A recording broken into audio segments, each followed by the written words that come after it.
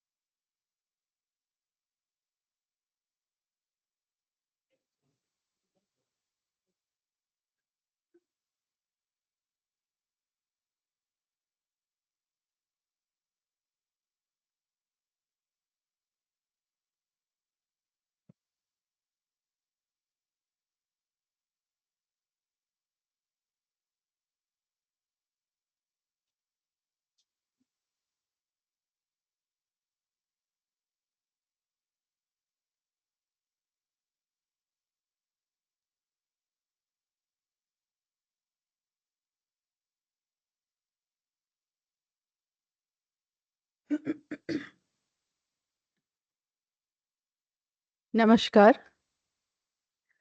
अंतर्राष्ट्रीय महिला दिवस जो 8 मार्च को मनाया जाता है, उसे आज हमारी संस्था औपचारिक रूप से मना रही है। इस अवसर पर आप सभी का मैं हार्दिक स्वागत करती हूँ। कार्यक्रम शुरू करने से पहले मैं आप सभी से यह अनुरोध करूँगी कि मोबाइल या तो आप स्विच ऑफ कर लें या फिर उसे म्यूट कर लें, please. International Women's Day is celebrated on 8th March, commemorating women's fight for equality and liberation, along with the women's right movement. It was originated from labor movement in Europe and North America during the early 20th century, and the saga continues. From boardrooms to classrooms, from homes to government offices, women continue to shape the world with her resilience, intelligence, and determination. The day is a chance to acknowledge the contribution of women across all spheres. And today, we have with us such personalities, such achievers. We have with us Chief Guest, Dr. Tanushree Shahadas Gupta, Director, SN Bose National Center for Basic Sciences. Madam, you are welcome. Professor Amita Datto, eminent Kathak dancer and Professor, Rabindra Bharati University. Welcome, ma'am. Dr. P. Rajamalli, Assistant Professor, IISc Bangalore. Ma'am, welcome. Miss Shayani Das, open water swimmer. She is our special guest. Dr. Shormishtha Palit Sagar, Scientist G, CSIR NML. She is our special guest. And Professor Biva Tandon, she is not here at present.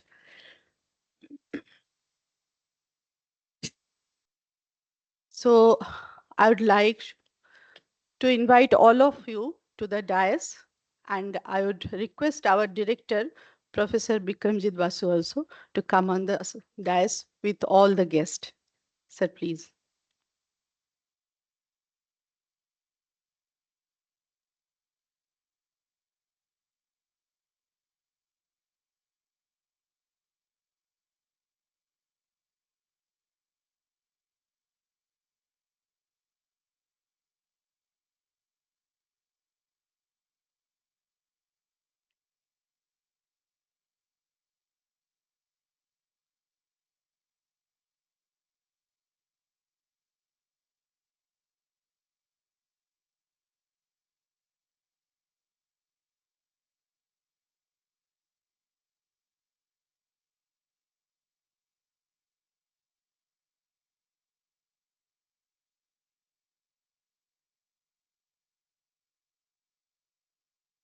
I'd request our director to welcome all our guests with flower bouquet.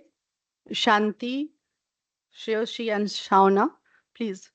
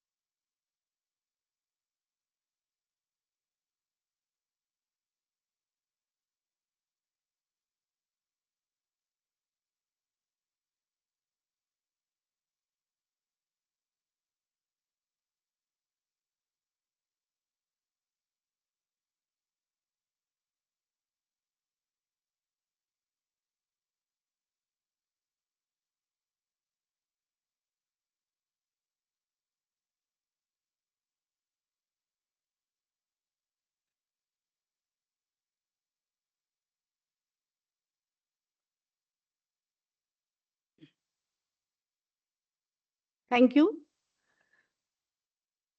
While strides have been made, true gender equality remains a work in progress right from the Mahabharata era. দেবী নহি নহি আমি সামান্যা নারী পূজা করি রাখিবে মাথায় সেও আমি নই অবহেলা করি পুষিয়া রাখিবে পিছে সেও আমি নহি যদি পার্শ্বে রাখো মোরে সংকটের পথে দুরূহ চিন্তার যদি অংশ দাও যদি অনুমতি করো কঠিন ব্রতের তব সহায় হইতে যদি সুখে দুঃখে মোরে করো সহচরী, আমার পাইবে তবে পরিচয়, আমি চিত্রাঙ্গদা। রবীন্দ্রনাথ চিত্রাঙ্গদার মুখ দিয়ে বলিয়েছিলেন ওমেন ইকুয়ালিটির কথা।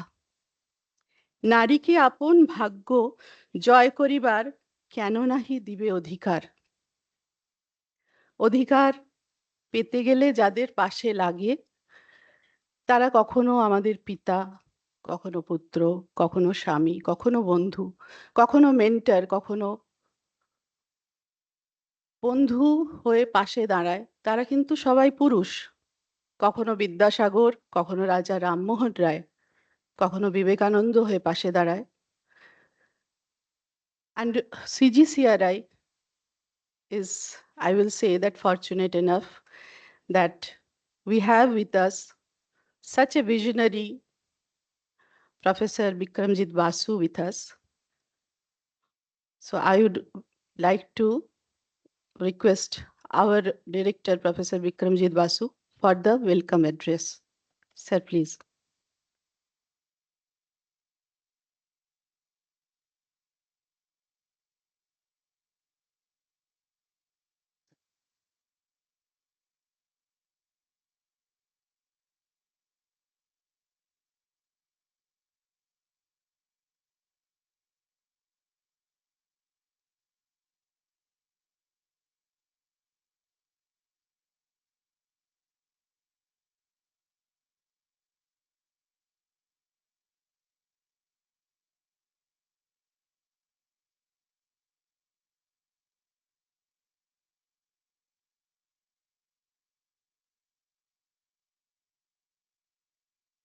So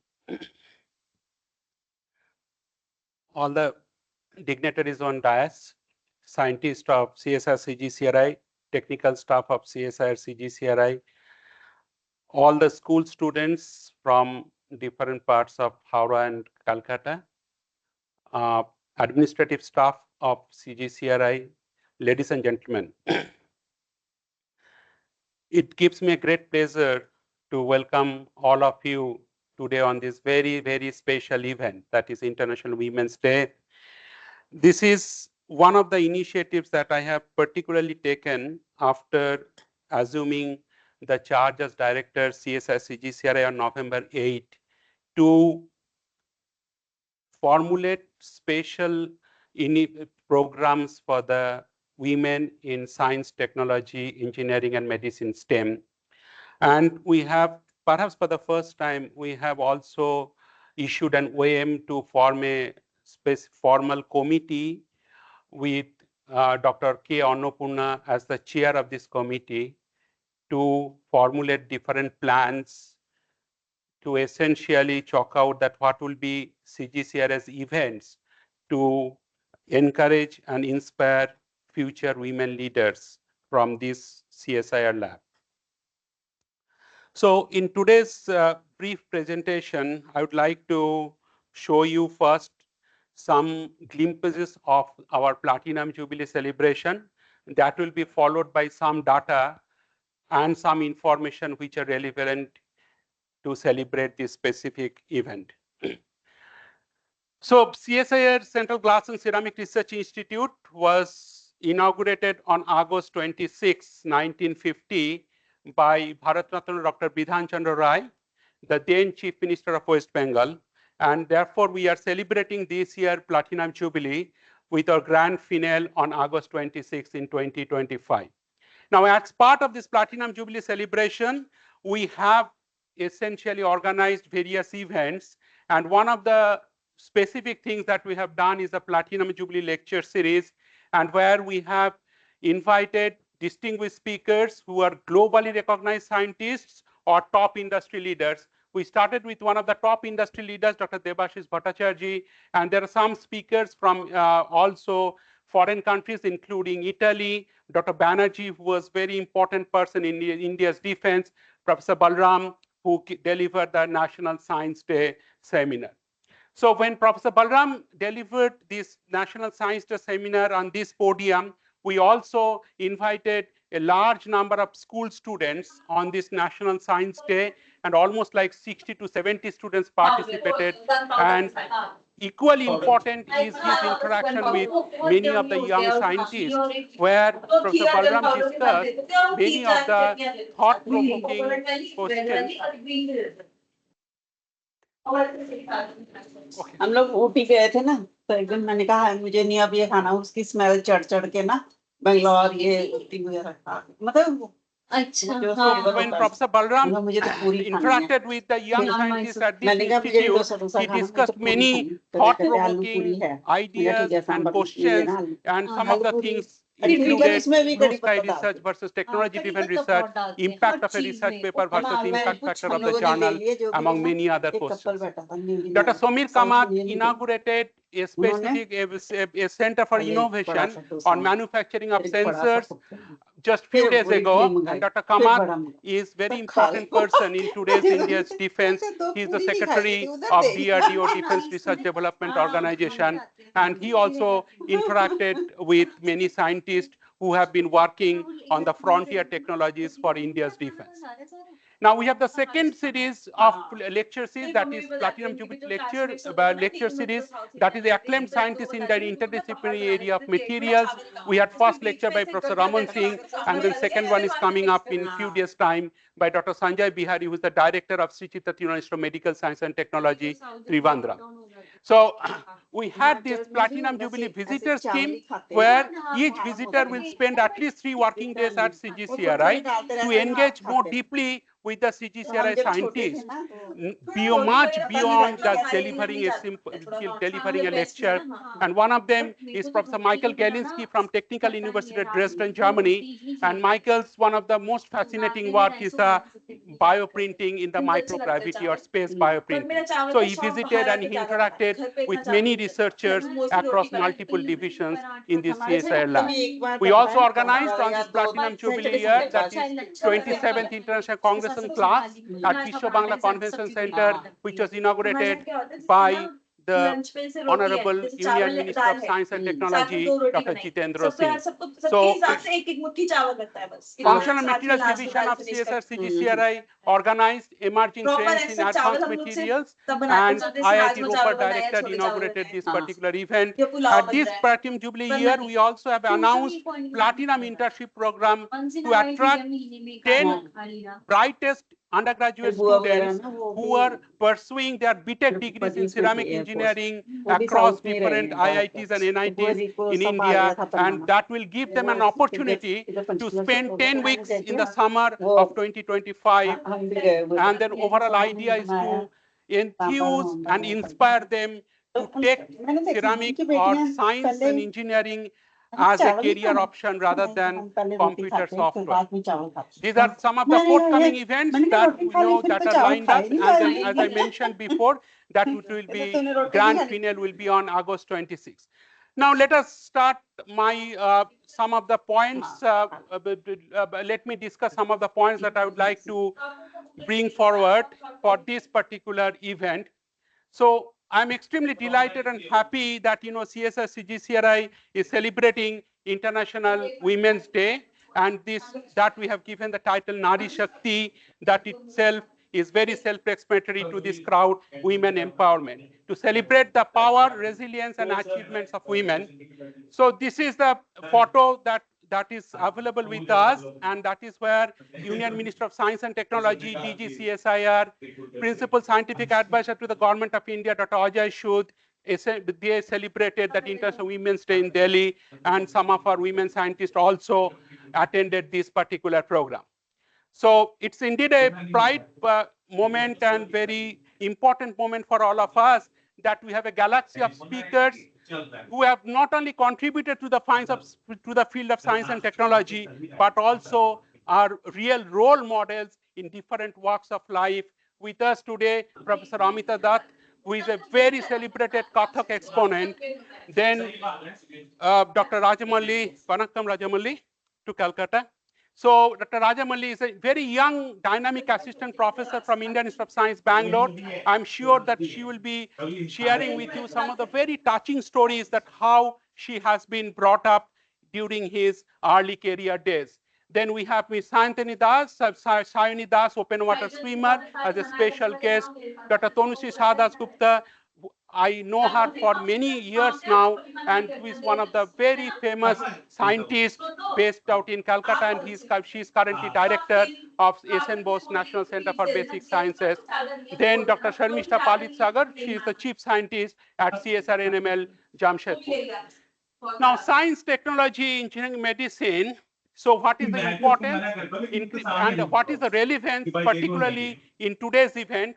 What we believe, and I personally believe, that increasing women's participation in STEM potentially closes gender gap, and science in particular gives learners an in-depth understanding of the world around us, and it also gives people skills that make them more employable. So I'll show you some of the Indian women leaders who are considered as role models to many of you who are currently studying in school. And if you see some of the names, Dr. Chandrima Saha, I have not mentioned doctor or professor just to make it uniform. Dr. Chandrima Saha is the first women president of the Indian National Science Academy. Indian National Science Academy is the most prestigious scientific body in India, and Dr. Shah was the first president a few years ago. Then we have Ms. Sudha Murthy, who is also engineer by profession, at the same time, who is the chairperson of Infosys Foundation, and she is the member of Gates Foundation and popular author in Kannada and English. And being in Bangalore for 14 years, I know many children read Sudha Murthy's books because that is kind of a very, very important books that they follow. Dr. Rohini Godbole, who recently passed away, and she is very globally acclaimed particle physicist and best known for her work at CERN, European Organization for Nuclear Research. And we have also Missile Women of India, that is first Indian women scientist to head a missile project. We have many more examples who are essentially widely regarded as real role models and who has really made all of us proud through their achievement. Since it's a CSIR lab, I must mention Dr. N. Kalaiselvi is the first woman director general in the history of CSIR, and CSIR is 75 years old or more. So that's the first time that government of India has selected him as the first woman director general.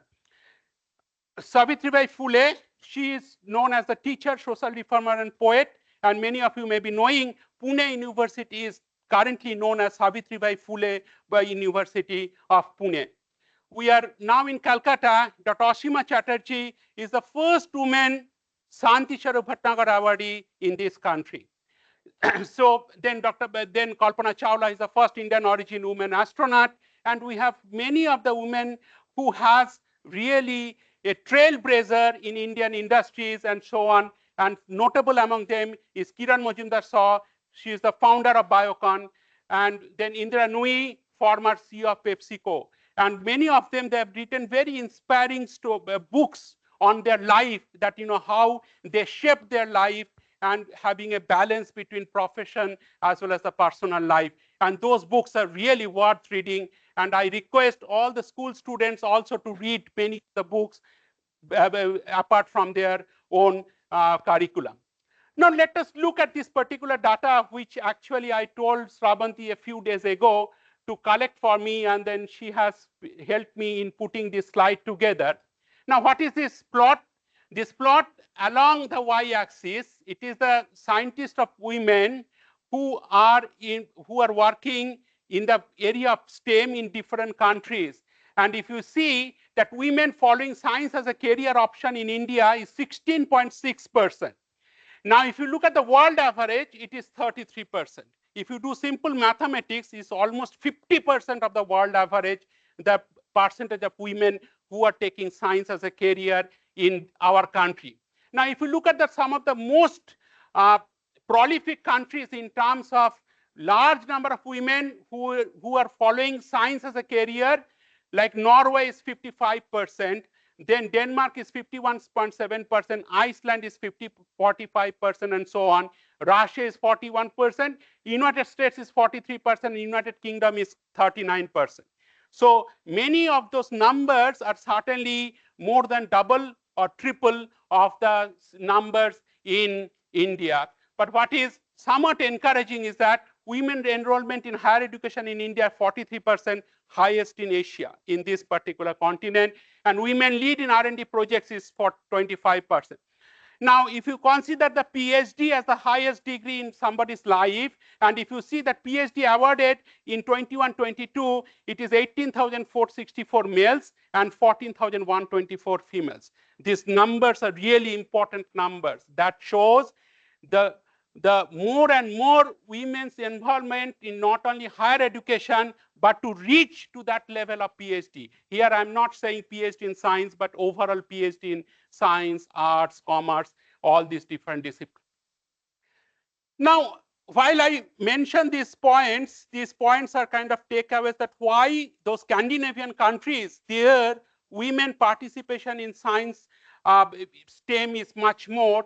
That is early exposure to technology, because many of the school students, they are provided access to educational resources like coding camps and mentorship programs, like some of the programs like Lærer Kids of Coding that has tremendously impacted coding education in Norway.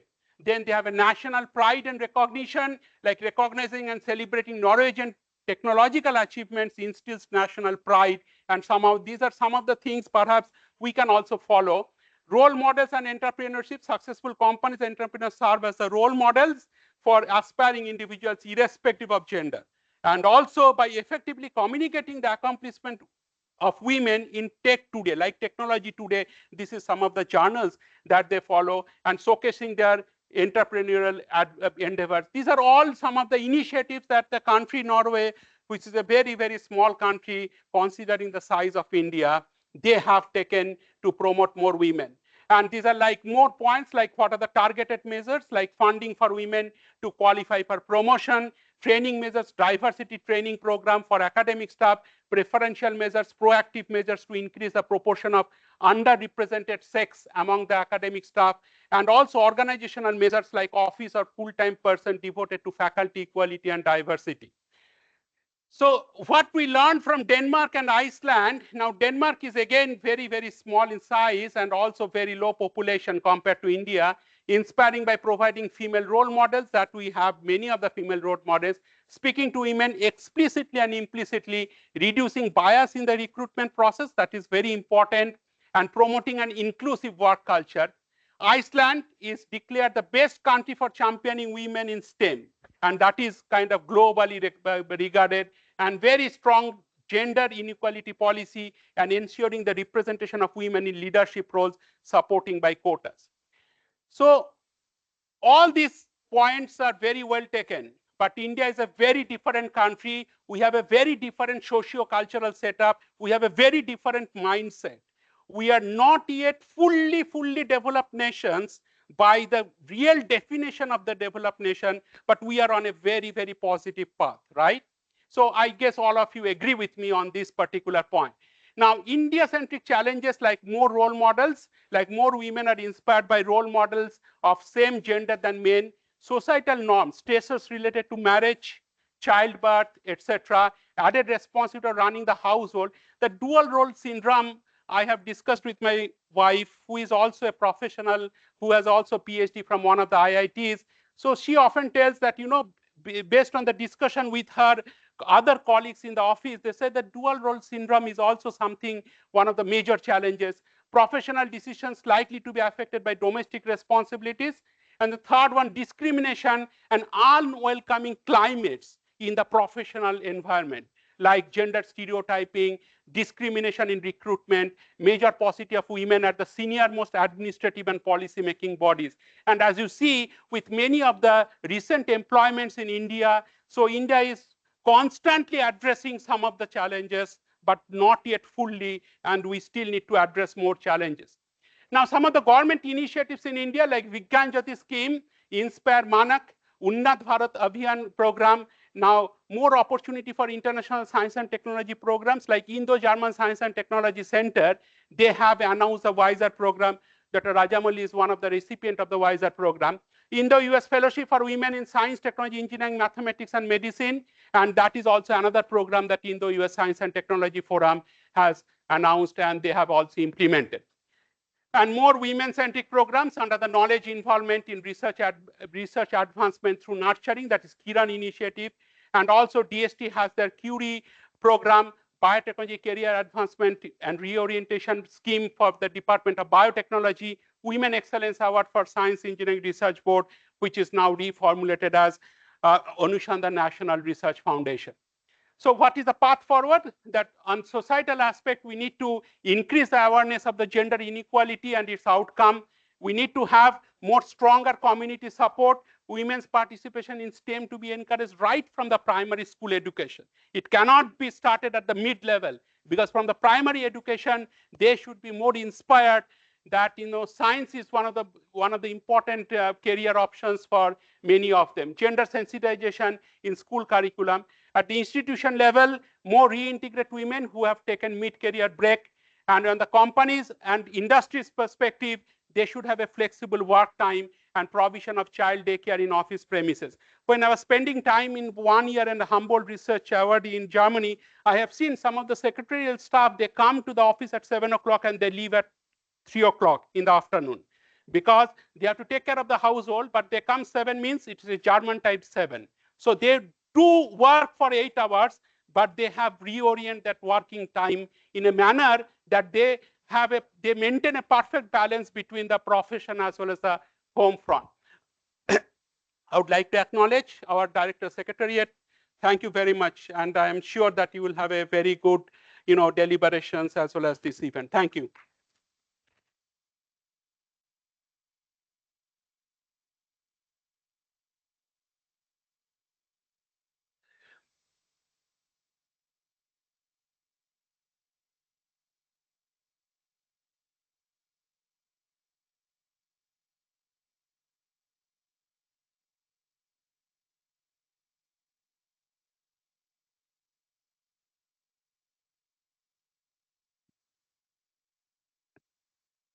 Thank you, sir, for your enlightening talk.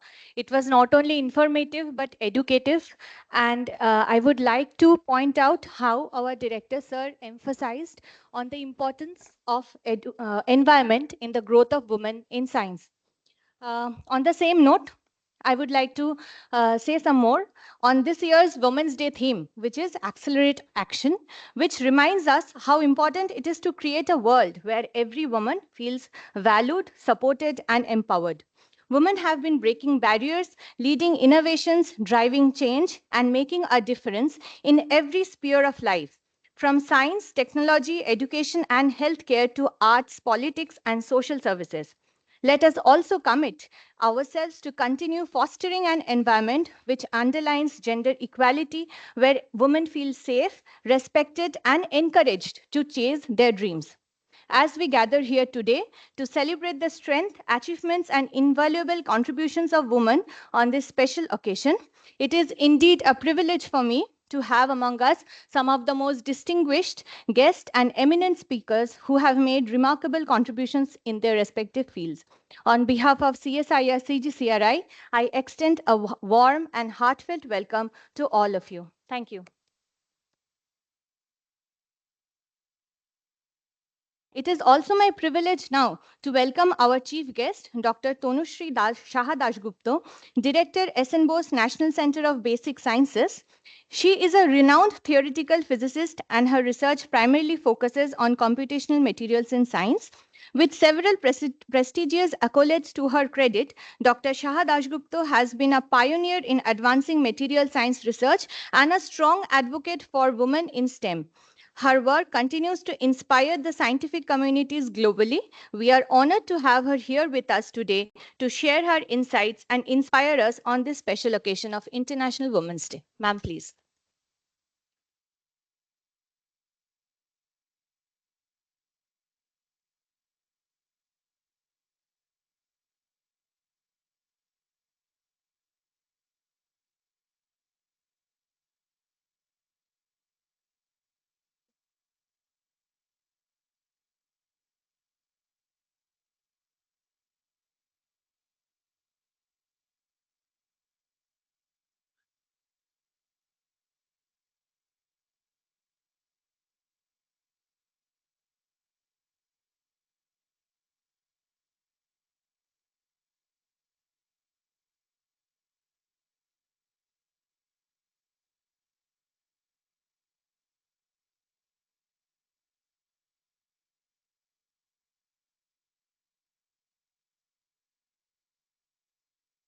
A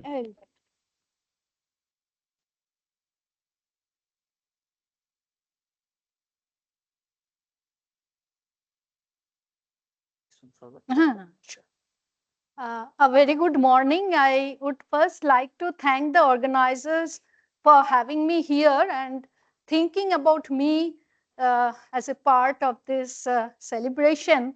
And I'm extremely happy to share the stage with many distinguished women from different walks of life, just not science.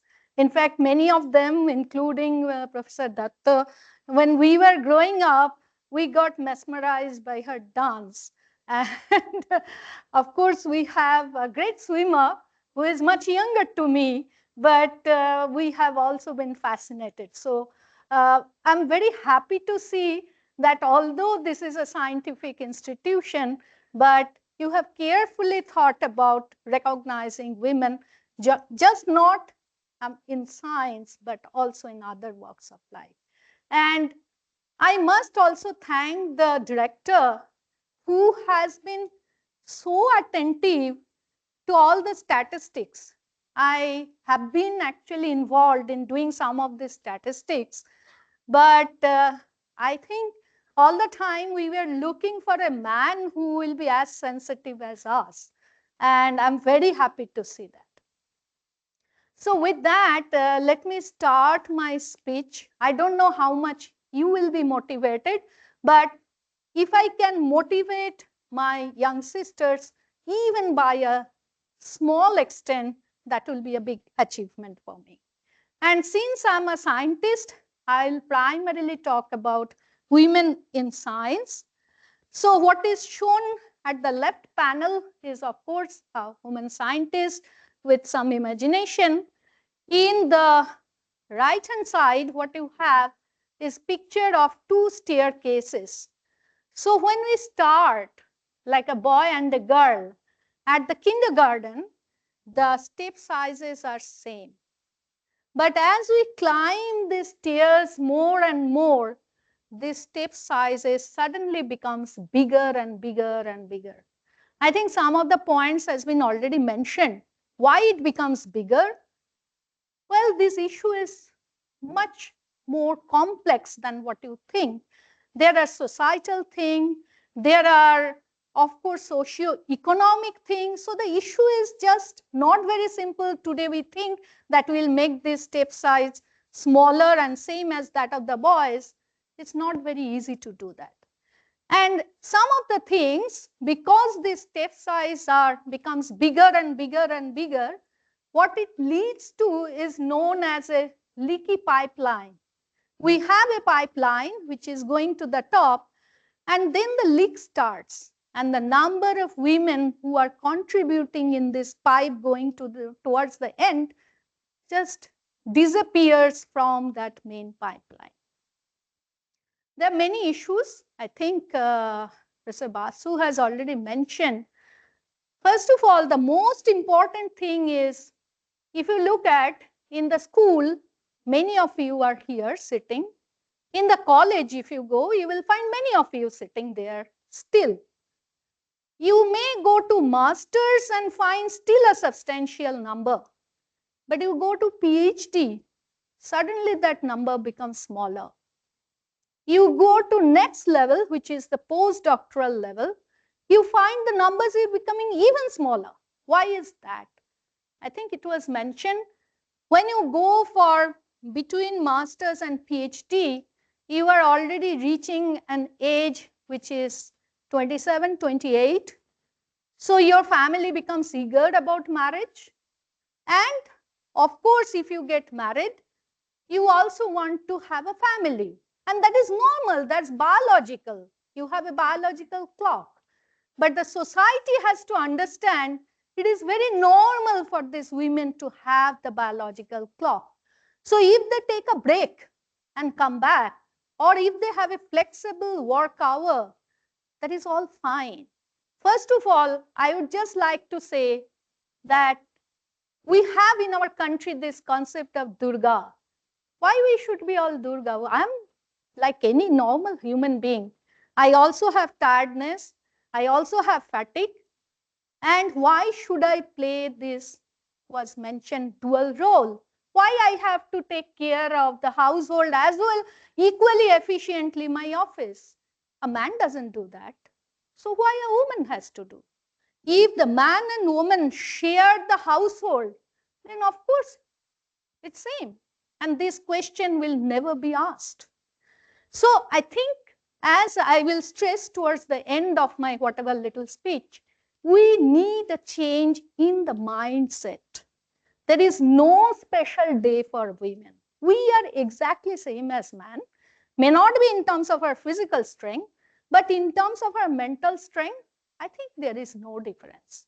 So if we can accept there is a physical difference, there is a biological clock which is different between a man and a woman, there will be no such issue. There will be no special day. In fact, someone actually wrote me a message congratulating me on Women's Day. Then I said, I have only one day, and that was a man, and you have rest 364 days for you. So congratulations you for all the 364 days. Why we should have one day? It's not needed. We need to have such a thing. We need to emphasize, because still there is difference. So this, I don't know how many of you have seen this book. It's not very expensive. I think some of the teachers of the schools are here. So if in your library, it's a book which was published by Indian Academy of Science. And the name of the book is Lilavati's Daughters, the Women Scientists of India. Very inspiring story, but many of the women scientists, I would urge in your library to have such a book. And I was fortunate enough to find my place in this book, and it just spoke about my journey. Many of you are Bengali, so I am also a Bengali, born and brought up in a middle-class Bengali family. Like in any middle-class Bengali family, I was put in a school, Bagbajar Multipurpose Girls' School. I did not write the whole thing. It was a girls' school. So Bengali middle-class family, you go to girls' school, like you are, right? Then for 11 and 12, I went to Bethune College, which is also all girl. So I'm just showing the pictures of my friends, and you will see all girls. And then after having 11 and 12 in Bethune, my parents actually wanted me still to continue with this all girl. But I said, no, I want to go to Presidency. That's the best college. And I want to study physics, and that's best in Presidency. So I took admission in Presidency, and suddenly I found it very different, because the girls are shy. They don't open up. That's against society. Because whenever you are born, all your elders just teach you, you are a girl, you have to behave in a different way. You have to know how to behave. So we don't speak up, because, if I say something wrong, or if people think I'm a bachal, I should not open my mouth, right? So then I found in the class, when the professor asked a question in our class physics honors, there were 17 boys and only 4 girls. And we were so shy, even if we knew the answer, we just would not reply to the professor. So that is what is a big change. Before that, we were all girls. I had no problem. Now I find all these boys, and they are so aggressive. They are all, ahead of us in answering question, and maybe the answer was wrong, but they never cared. But these girls, because of their training, they were shy. They cannot even raise their voice like that. They cannot look eye to eye, because we have been raised like that. So that Presidency College, which was kind of a very different environment, but taught me how to survive when you have others who are much more aggressive than you. And my parents, who were so aggressive, how I will really survive, I made them happy, which was because I stood first in masters, where the percentage of the girls were 35, rest were boys, and I was very happy. And now you can see many years later, actually, I got the gold medal. although my master's was done long back. And now you see my parents have changed. Suddenly, you know, they have changed their mind. Okay, I can survive in this male-dominated world. So I think it was mentioned that the role of a man in gender diversity. There is a saying that behind each successful man, there is a woman. I want to reverse it. Between each successful woman, there is a man. Without the man comes and holds your hand, it is impossible to fight it out. So my journey started doing my PhD in Essenbos Center, where I am director now. I was a PhD student there. And Professor Abhijit Mukherjee, who is no more, was my PhD guide. And there also I met my co-worker, Indra Dasgupta, who later became my husband. And until and unless I have met these two fantastic gentlemen, I would not have been able to continue my passion. After that, I went for postdoc to Paris. That was the first time I actually got into a flight. Before that, I have never gotten into a flight. And in Paris, by that time I was married. My husband was staying in Stuttgart and I was staying in Paris. So it was unimaginable for a Bengali society that the husband and wife are staying just after their marriage in two different countries. In fact, that time I was in France and he was in Germany. So then I fell sick and I had to move there, and I'm happy that I moved to the Max Planck in Stuttgart, because then I found another very, very influential man, Professor Ole Anderson, who really changed my life. So you see, all through my journey, I have met these fantastic men. Unless they have encouraged me, I would not have been whatever little I am today. So this continues. So we have now actually an organization which works for this gender equity in physics, because I'm a physicist. And we organize conferences, which of course, not for the school kids, you have to be really a professional to attend this conference. And this is one such conference, Pressing for Progress, that happened long back. And these are some of the members of this committee. And some of the statistics that was shown, actually we are involved in building up some of these statistics. And this has been acknowledged very actively by government. That's a picture from India International Science Festival in 2019. This is now a regular event. And you can see that time it was Professor Ashutosh Sharma, the DST secretary. And we had a dedicated session devoted on this women in science. So this has been acknowledged everywhere. That's what I'm saying. So we had a long journey. We actually have come across, we have made I think we have really taken a big path in this journey. We are not there yet, of course, but fantastic progress has been made, at least at the government side. And Rohini was mentioned, the name of Rohini was mentioned. Together with Rohini and Shavana Sharma and Shashidhara, I co-authored a book on ethical issues associated with gender bias. Doing gender discrimination is unethical. It's an ethical issue. And that is the quote we had in the book. Achieving gender equality requires engagement of women and men, girls and boys. It's everyone's responsibility. Please don't think that it is some women issue. No. In CGCRI, until and unless you had this big women workforce, many of the things would not have been achieved. It is like the two wings of a bird. If you cut down one of the wing, the bird cannot fly. So if you are not really be attentive of this issue, you are losing out on 50% of your human resources. So it was just mentioned, how is the thing in the world scenario? We organized an Indo-French workshop on this women in science that was dedicatedly on that.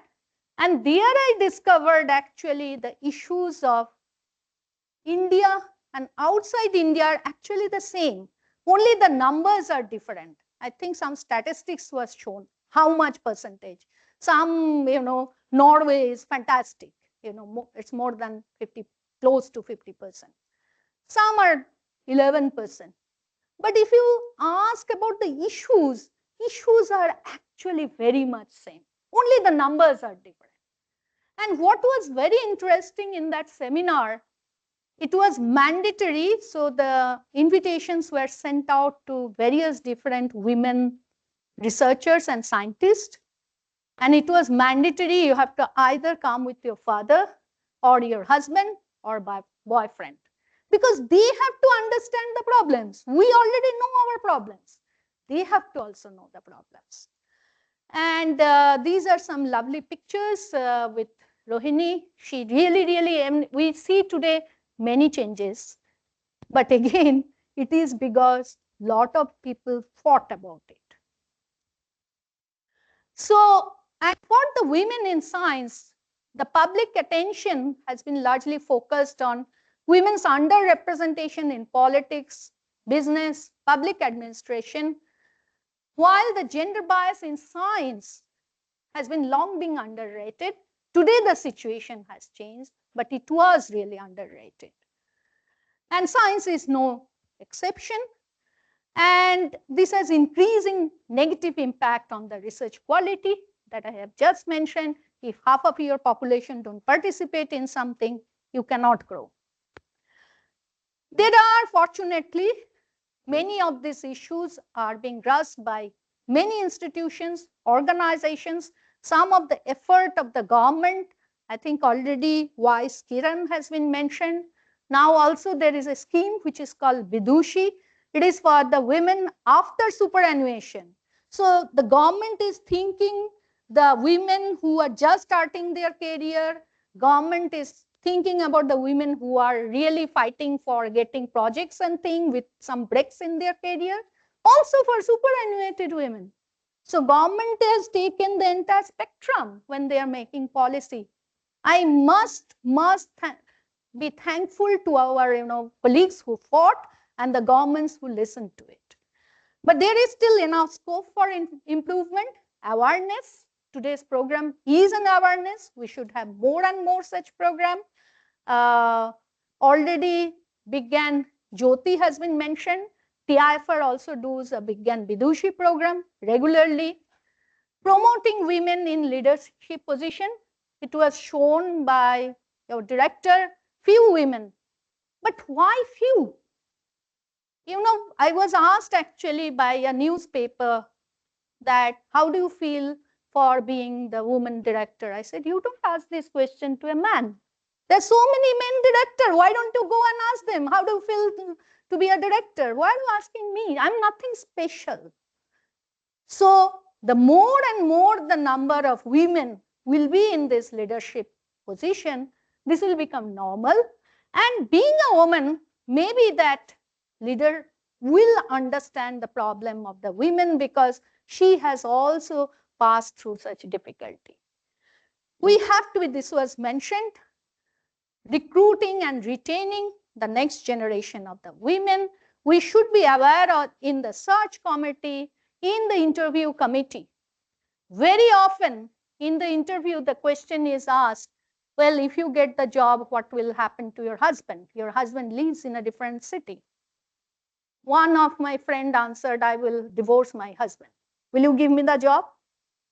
Do they ask this question to a man? No. So that is what I'm saying. Our mindset has to change. There are certain questions you cannot ask unless you ask a similar question to a man. What will happen to your wife? No one asks. So we have to be sensitive. And again, I'm saying this is a mindset, and this is what is known as some unconscious bias. We are not even aware that I have a bias. It's an unconscious, because the interviewer who asked that question also later on I spoke with him and he said, no, there was nothing wrong. It's a practical thing. So I was asking. So these are called unconscious bias.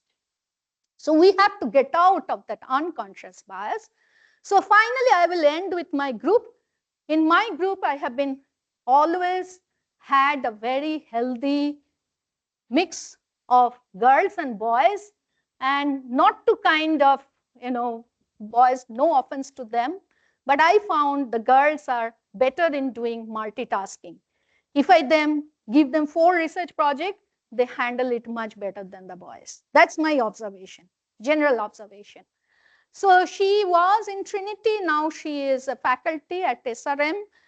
She was in EPCTP Korea, now she is in Uppsala, and she is looking for job.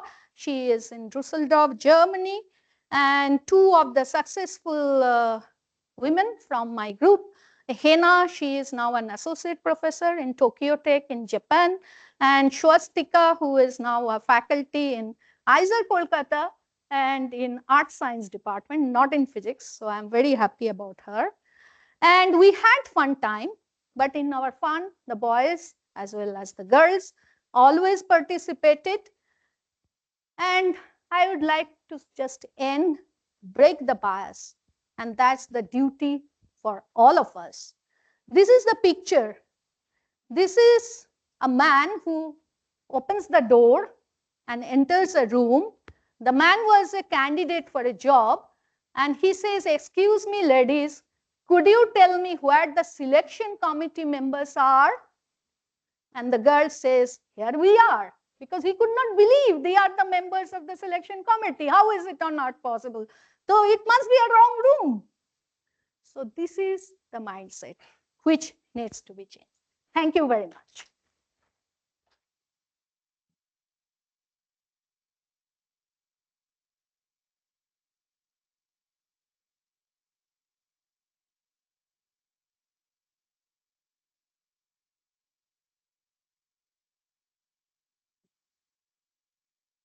Thank you, ma'am, for your wonderful talk.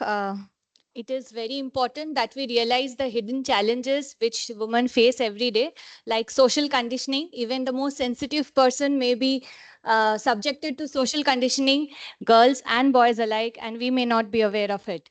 Thank you, ma'am, so much for inspiring not only us, but all the young minds who are sitting here, so that they can follow their future endeavors and be successful in whatever they do. Thank you so much, ma'am. Moving on, I would like to invite our guest of honor, Professor Amita Dutt, to share her thoughts with us. Professor Dutt is the Director of Performing Arts Therapy Center at Rabindra Bharati University, an innovative initiative where research is conducted and training is given to serve the ailing and impaired through dance, drama, and music. She is a renowned Kathak exponent and professor of dance. She has gained international acclaim for her graceful performances, innovative choreography, and deep understanding of the Kathak tradition. She is also a dedicated researcher, mentor, and author, contributing significantly to the preservation and promotion of Kathak. We are delighted to have her on stage. Please, ma'am.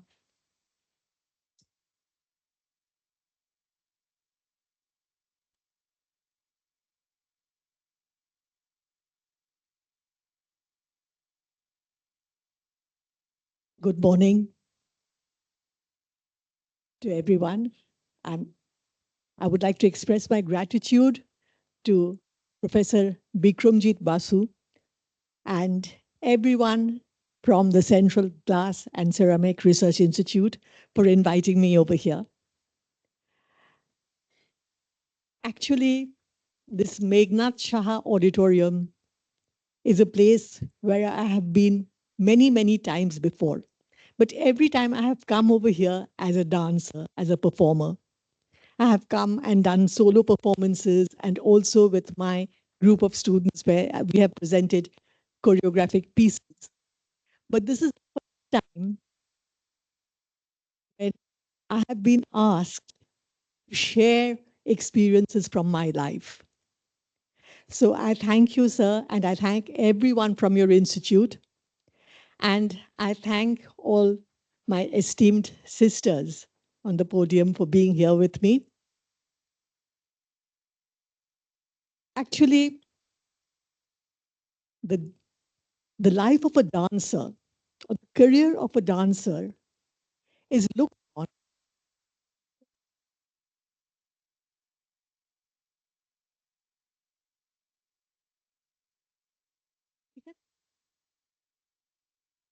The career of a dancer is looked on from a different angle. Now, I would like to say that I myself consider myself to be very lucky to have been born in this country at a time where there was not so much of discrimination against women. We hear that, yes, there was a time when the conch shell was sounded when a son was born, but a woman being born was just taken for granted or not looked on with a lot of happiness. But I am lucky that my parents wanted a daughter as the firstborn.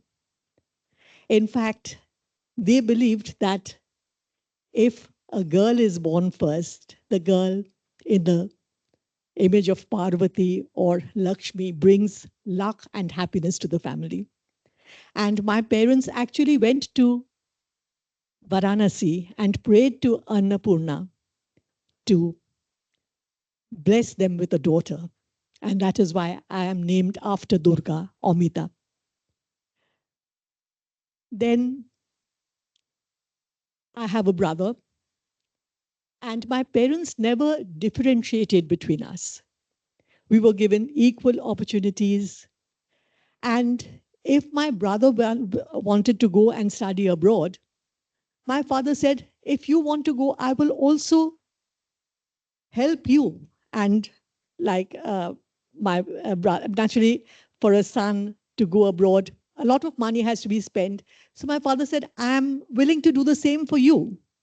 But I said, no, I want to become a dancer. I want to stay in this country.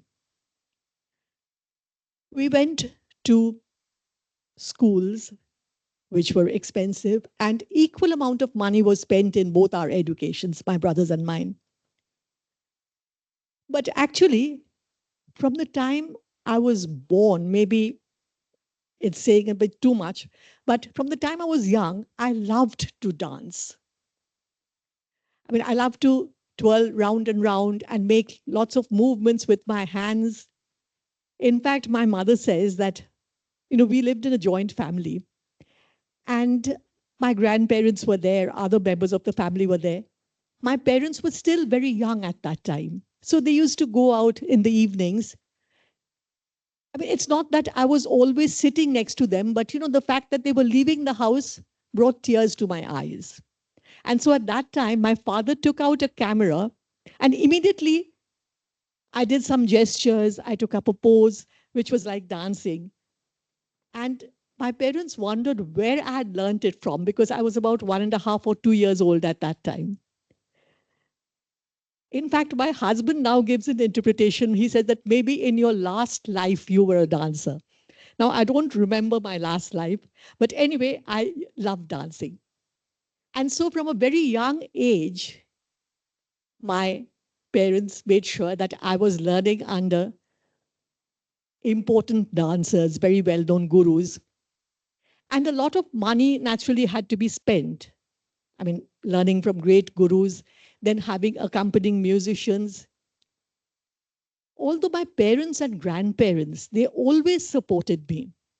And in fact, I remember that when I was young, I was practicing every day in the evenings. Both my grandparents would sit there and see me practice and would encourage me. But there were other people in our family, then other relatives who came from outside, and they would always come and say, why are you spending so much of money on dance? For how long will she be able to keep it up? In fact, today my brother told me that, look, perhaps those people, it's sad that they are no longer in this world, but we could have told them that you're still dancing this evening, which I am at University Institute Hall.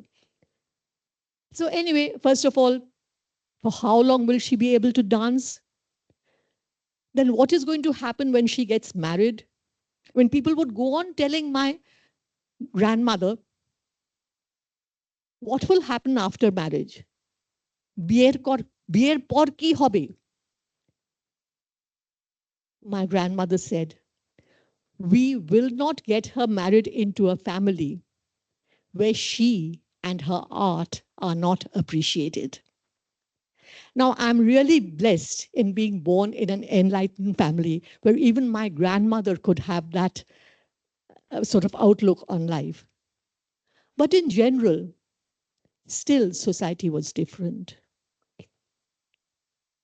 And my father always told me that, look, no matter how well you dance, today, if I tell people that my daughter is a wonderful dancer, they will say, okay, fine, but they won't take you seriously.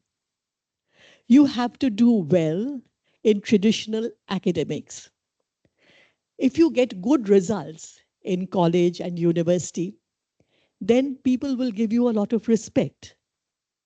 As a dancer, okay, many people don't understand the intricacies of dance. They just think you get onto the stage and you start dancing. So because my father was spending so much of money on my dance training, I always made sure that I studied very hard. In fact, I topped many examinations and got gold medals. And in fact, many people always wonder why and how I could manage two careers at the same time.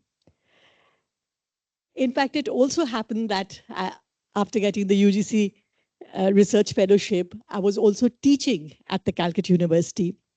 My subject was English over there because we don't have dance in Calcutta University. So people always said that, oh my, she is first class first in English and she is teaching English. And even today, many people said, come and say that, oh madam, I was your student at Calcutta University. But all along, I had wanted to become a dancer. I had wanted to dance. I wanted to devote my life to dancing because that is what I believed in. Now, when sometimes we talk about empowerment, I always wonder what we mean. Does it mean that we are given education, that we are earning, that we are financially independent? Is that empowerment? Now, I feel real empowerment is when I have the power to do and the opportunity to do what I want to do. And to all my young friends over here, I will say that do what you want to do what you believe in doing, and believe in what you do. I had constantly been dancing even while teaching. In fact, when I was teaching at that time, Professor Jyoti Bhattacharya, a very eminent figure, he was the head of the department. And when I used to take leave and say, sir, I have to go to this place to dance, he used to say, Amita মাঝে মাঝে না আমার ভীষণ অদ্ভুত লাগে যে আমার ডিপার্টমেন্টের একজন টিচার সে আবার নাচতে চললো। But luckily, my research guide, Professor Sen, Professor Devdas Sen, he always said that, look, you are dealing with literature. And in literature, emotions are involved, and so too in dance. I don't want you to become a cut and write teacher without any emotion. So I always encourage you to dance. So anyway, I always, and I still do believe that if you are dedicated to something, if you really believe in it, then God shows the way. And then an opportunity came. I used to go to Rabindra Bharati University many times as an expert in selection for dance. And then the chair, after Dr. Sunil Kothari retired, then the Uday Shankar chair, because he was the first professor in the Uday Shankar chair, then that became vacant. And many times it happened that I was invited to be in the committee for the selection of the Uday Shankar professor. And nobody, again and again, nobody was being found fit for that position. Then a professor from outside Calcutta said, that will nobody come to in this position. So the vice chancellor said that I have someone in mind, someone who is fit, but who never applies. So I laughed and said, sir, in such a position, you can also have someone by invitation. You can invite someone. And so the vice chancellor said, yes, this did not occur to me. Very soon the invitation came. And I was so happy because, first of all, as I told you earlier, that my father said that to gain respect in our society, I had to have certain degrees, certain positions. So this was also a position, and the position of no other than a chair professor, and that too in dance. And so now I never had to take leave to go and dance in a special project. It was a part of my career. Even after I became a professor, I continued dancing. In fact, I told the vice chancellor that, sir, I think I'll be given a special room, a separate room for myself. Please see that it is big enough so that I can practice dancing when I'm not doing anything else. In the beginning, people used to laugh. But some of my colleagues said that, look, we go to the class and tell our students, you have to practice to become a well-known dancer. You have to practice to be good in dance. But we never show them the way. The very fact that you come here and practice shows the students what they have to do to achieve something in dance. In fact, as a professor, I danced. As the head of the department, I danced. As the dean, I danced. In fact, once there was another professor from another university who had come, who wanted to speak to me, and outside my room, my attendant was there, and she asked my attendant that I wanted to speak to Professor Dutt, but I think she is teaching because I can hear the sound of ghungroos. My attendant said that no, she is not teaching, she is dancing. She herself is dancing. Then when I met the lady, she said, yes, I was laughing at the fact that a dean would be dancing. So I said, you are a professor of English. Have you given up speaking English after becoming a professor? So I am a professor of dance. Why should I give up dancing after becoming a professor? Now, all the time, I tell my students that, look, first of all, you yourself have to respect what you are doing. If I do not, if I feel that, okay, today I have become the dean, and so dance is beneath me, that is wrong. If I believe in my dance, if I respect my dance, then only I can teach others to respect my dance. Now, that is my professional side. Family side, yes, as people had predicted, or rather had wanted to warn my parents and grandparents regarding the fact that I would have to give up dance when I got married.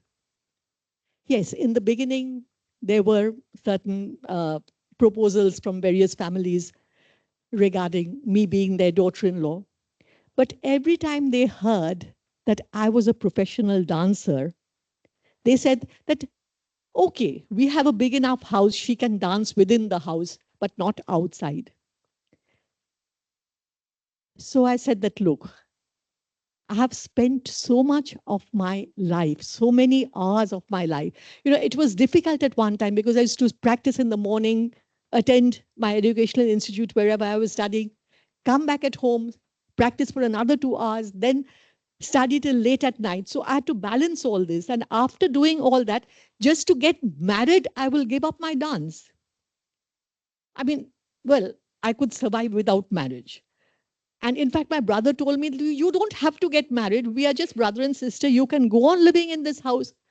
But I wanted to get married. I wanted another human being to be with me, to share my emotions, my feelings. Then it happened. Like I always imagined that somebody would see me for the first time dancing and then fall in love with me and then marry me. So that really happened.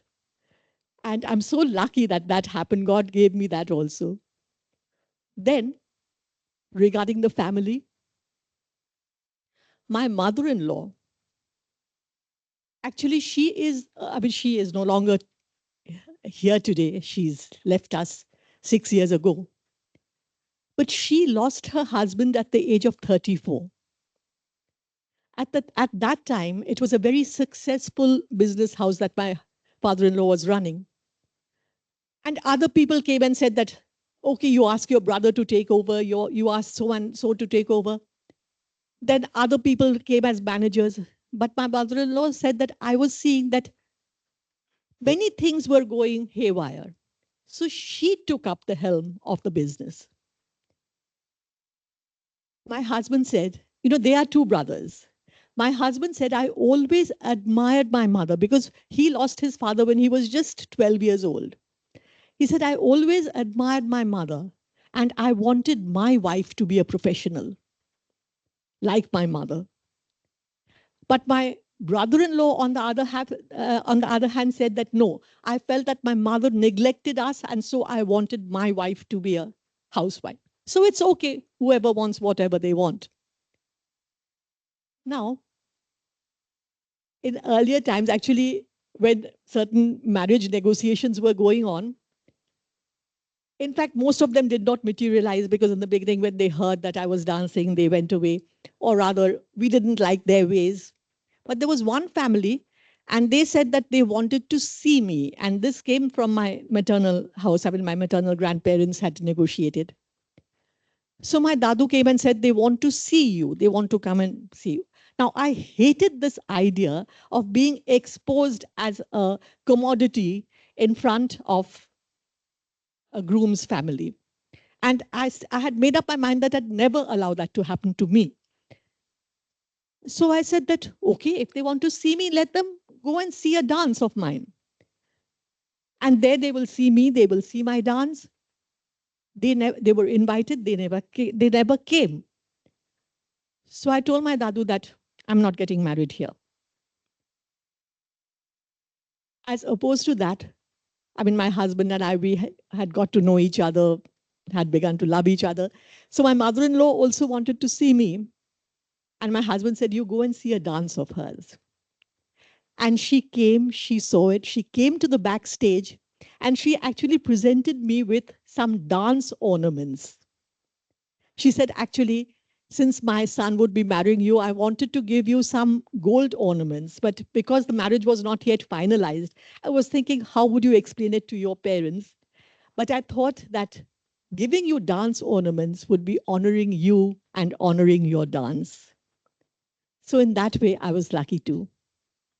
After I got married, or rather just before I got married, my mother-in-law had gone to the extended family and told people that we were getting married. And everybody said, Bo nache. Yeah, nache with like a nasal tone, nache. No, my mother-in-law said, yes. So many people said that, why don't you tell them that, no, she is educated, she teaches at a university. So my mother-in-law said that, no, I don't have to give any excuses. She told them, Bo nache, and I'm proud of her dance. Then, after I got married, the first day that I came to my in-laws' place, all of you know that it's called Kal Ratri, where you sleep separately.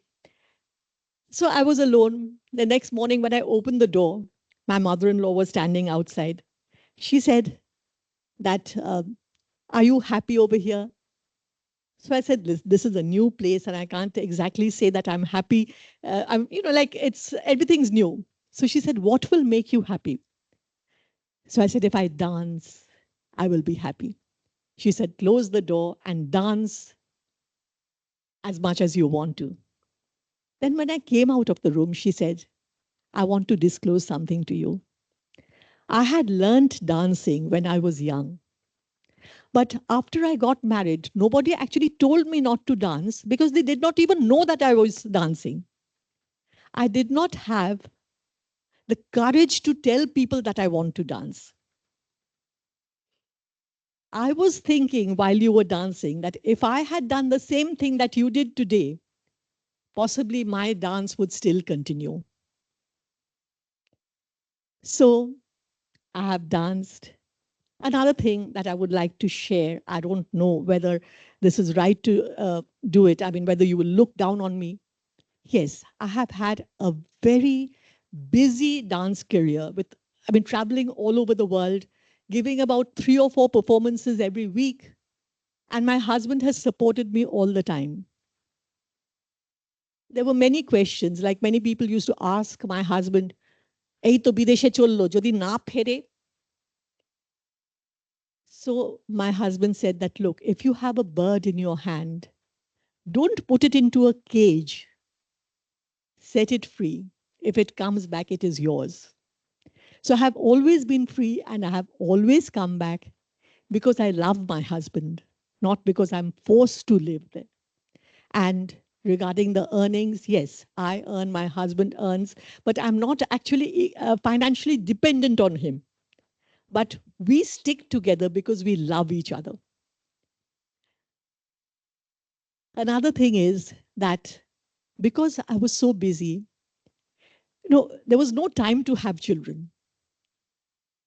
Because, I mean, even my Guruji said that, look, in this time, the prime of your career, if you decide to have a baby, you will be lost in this world. Because after 4 or 5 years gap, you will never be able to come back to the position you are in today. So fine. I don't miss the fact that I don't have any biological children. Biological meaning I have so many students all around me who are my children, who love me, who look on me as a mother. In fact, I'm known as the universal mamoni. And I influence their lives. They love me. And, many times it happens that I go somewhere where I'm introduced to a person for the first time. I mean, when I was younger, people used to say, Koti bacha? So I said that, no, I don't have any biological children. Oh, daktar dakao. Go and consult a doctor. But I had no problem with myself. So why should I go to a doctor? But later on, many people said, oh, you don't have children. I'm so sorry. So I said that, why should you be sorry? Because I'm not sorry. My husband is not sorry. Everybody does not have to fit into a stereotype. And the fact that we look on Parvati as the mother figure, or Mother Teresa, or Sharoda Muni, none of them actually had biological children. Even Parvati did not. If you have studied mythology, you know that Kartik, Ganesh, Ashok Sundari, none of them were actually born out of the womb of Parvati. So being a mother means influencing someone, loving someone, for which reason I have so many children. And as I tell everybody, that today, standing over here in front of you, with more than 5 decades of professional dancing on the stage, I have no regrets. Now, one thing extra that I would like to say is that, yes, the fact that I am earning through my dance. In fact, once my maternal grandmother told me that তুই নাচিস খুব ভালো, কিন্তু আমি শুনলাম যে তুই নাকি নেচে রোজগার করিস. The fact that I'm earning money while performing. So I said that, yes, I take money to perform. So what's wrong in it? না, এটা তোর কি দরকার? তোর তো দরকার নেই. So I said that, no, I have a job. My husband is well placed. But at the same time, I take money because I want to make people recognize and respect my dance. If you get something for free, you take it for granted. But when you're paying for a performance, you will take it seriously. So yes, I have seen many years in this world. I have always had my own idea of what I wanted, and I stuck to it. I believed in it. And I tell every person that you believe in what you want to do. Once I was speaking over the television on women's empowerment. And one lady, I mean, actually, there was a question answer session. One person said that, I like to stay at home. I like to look after my family. Does that mean that I'm a loser? Does it mean that I'm not empowered? So I said that no. Empowering does not mean that you have to have a good job or you have to have a lot of earning. Empowerment means that you are free to do what you want to do, that you do what you find fulfillment in. And that is what I have tried to do throughout my whole life. Today, I can present before you 3 generations of dancers. I myself, my direct students and their students, 3 generations. And I always tell them that, look, the fact that you have come to a dance class does not mean that you have to continue with dance throughout your life. Feel free to do what you want to do. But for those who want to take up dance, I will always encourage them. And those who don't want to take up dance, I will understand their situation. But again, I say that being an empowered woman means that I do what I want to do and I'm happy doing it. Thank you so much. Namaste. Thank you ma'am.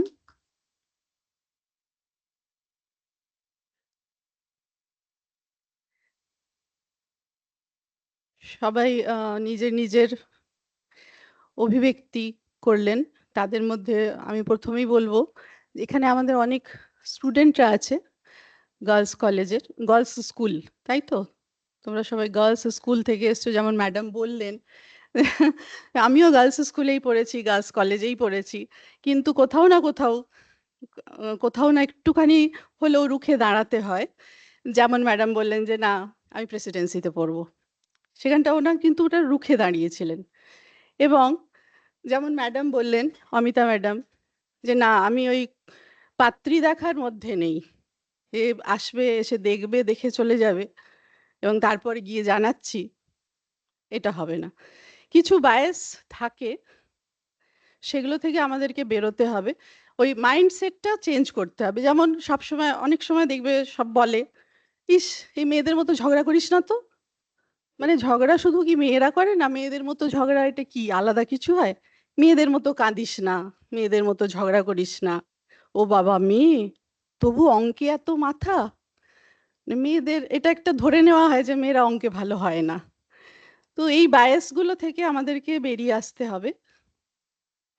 তো মানে এত সুন্দর একটা session চলছে, কিন্তু ম্যাডামকে বেরিয়ে যেতে হবে।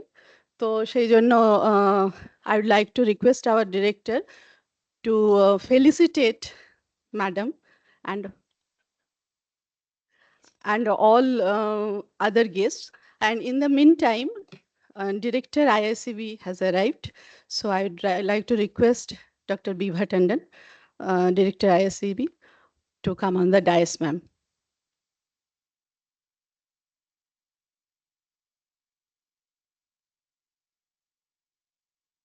And it's time for felicitation. First of all, I would like to request Dr. Tanushri Shahadash Gupta. Ma'am, please come forward for the.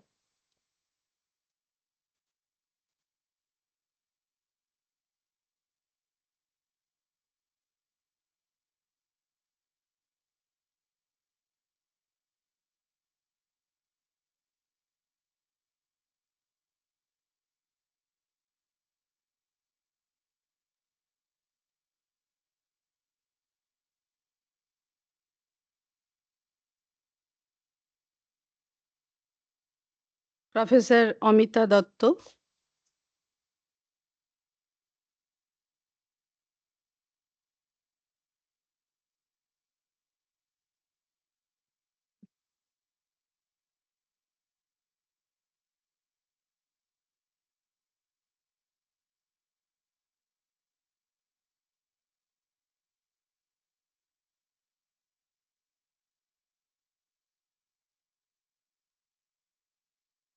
Dr. P. Rajamalli.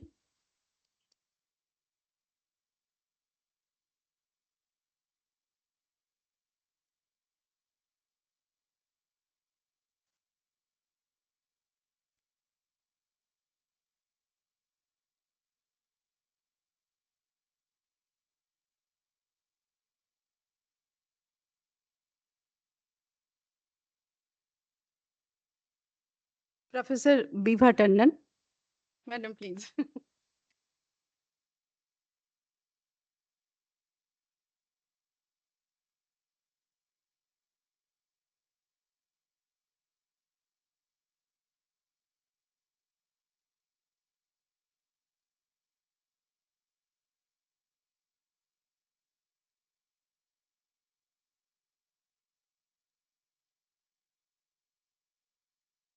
Miss Shayani Das.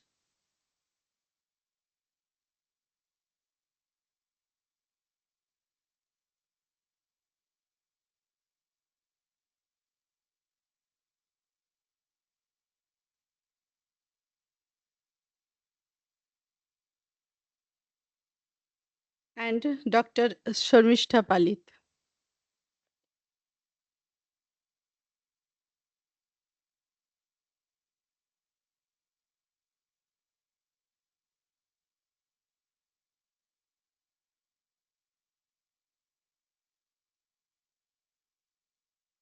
Thank you. Thank you, sir.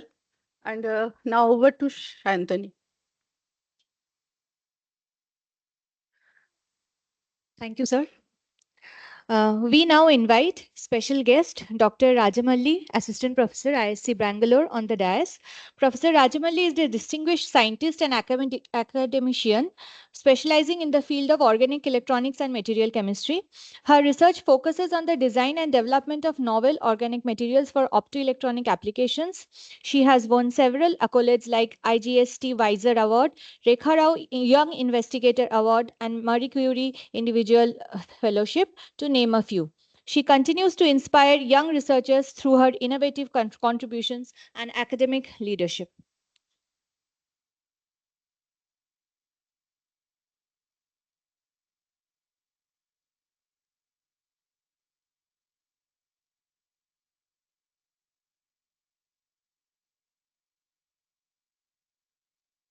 Song.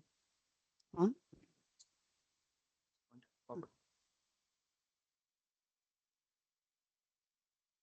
Thank you, ma'am. Thank you, ma'am, for your kind introduction. I thank director and team for the invitation. And I'll just briefly discuss about my journey. So it is maybe helpful for the school students and also teachers to help the students. Actually, I was born in this village. It's maybe 170 kilometers away from Chennai. And my father name is Pachepan and Chinnakulandai. They didn't go to school at all. They don't know even, yeah, they cannot read, write, they can speak. So in my village, we have up to 5th standard. So I was going there. Since it is remote village, still now we don't have bus service basically. So since it is remote village, no teachers will come. So maximum will have one, I mean maximum two, or most of the times one. So they cannot manage all 5 classes.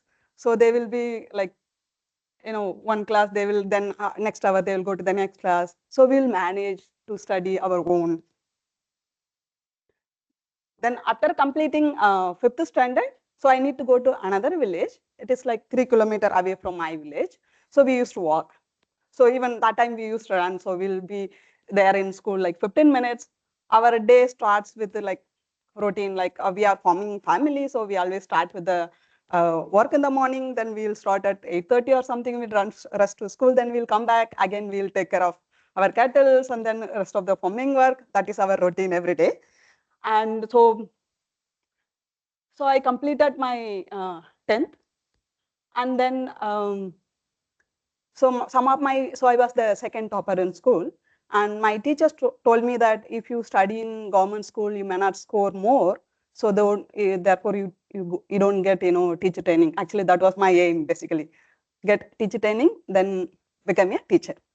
So then he recommended go to some government aided school. So there won't be any fees, and then you can stay in hostel. So it is again free hostel.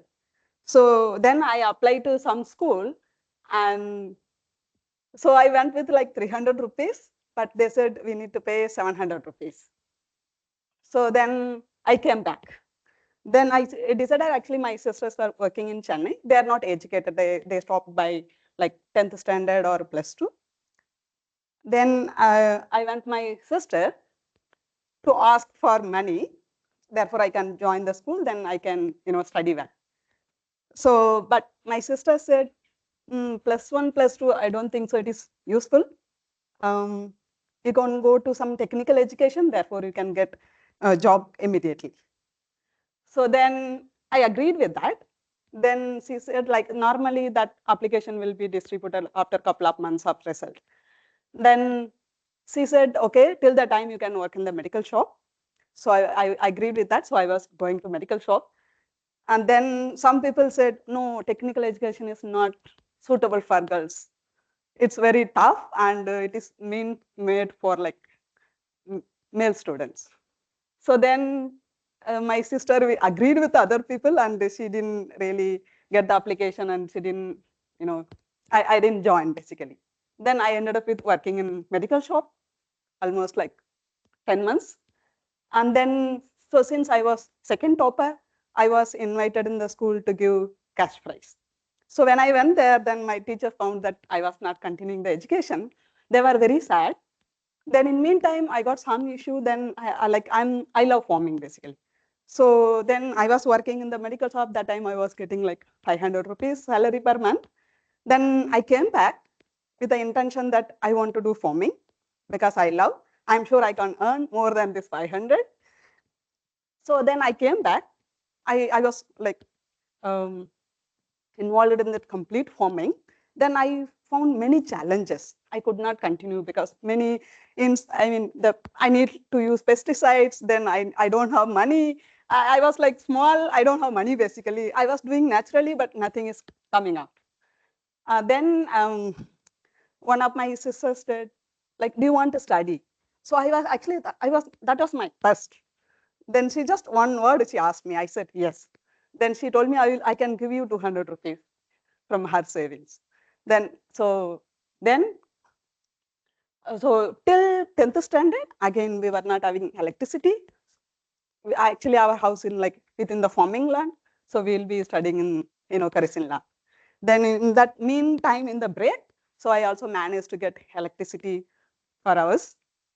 And then so with my sister word, and of course I will be like working in the village also.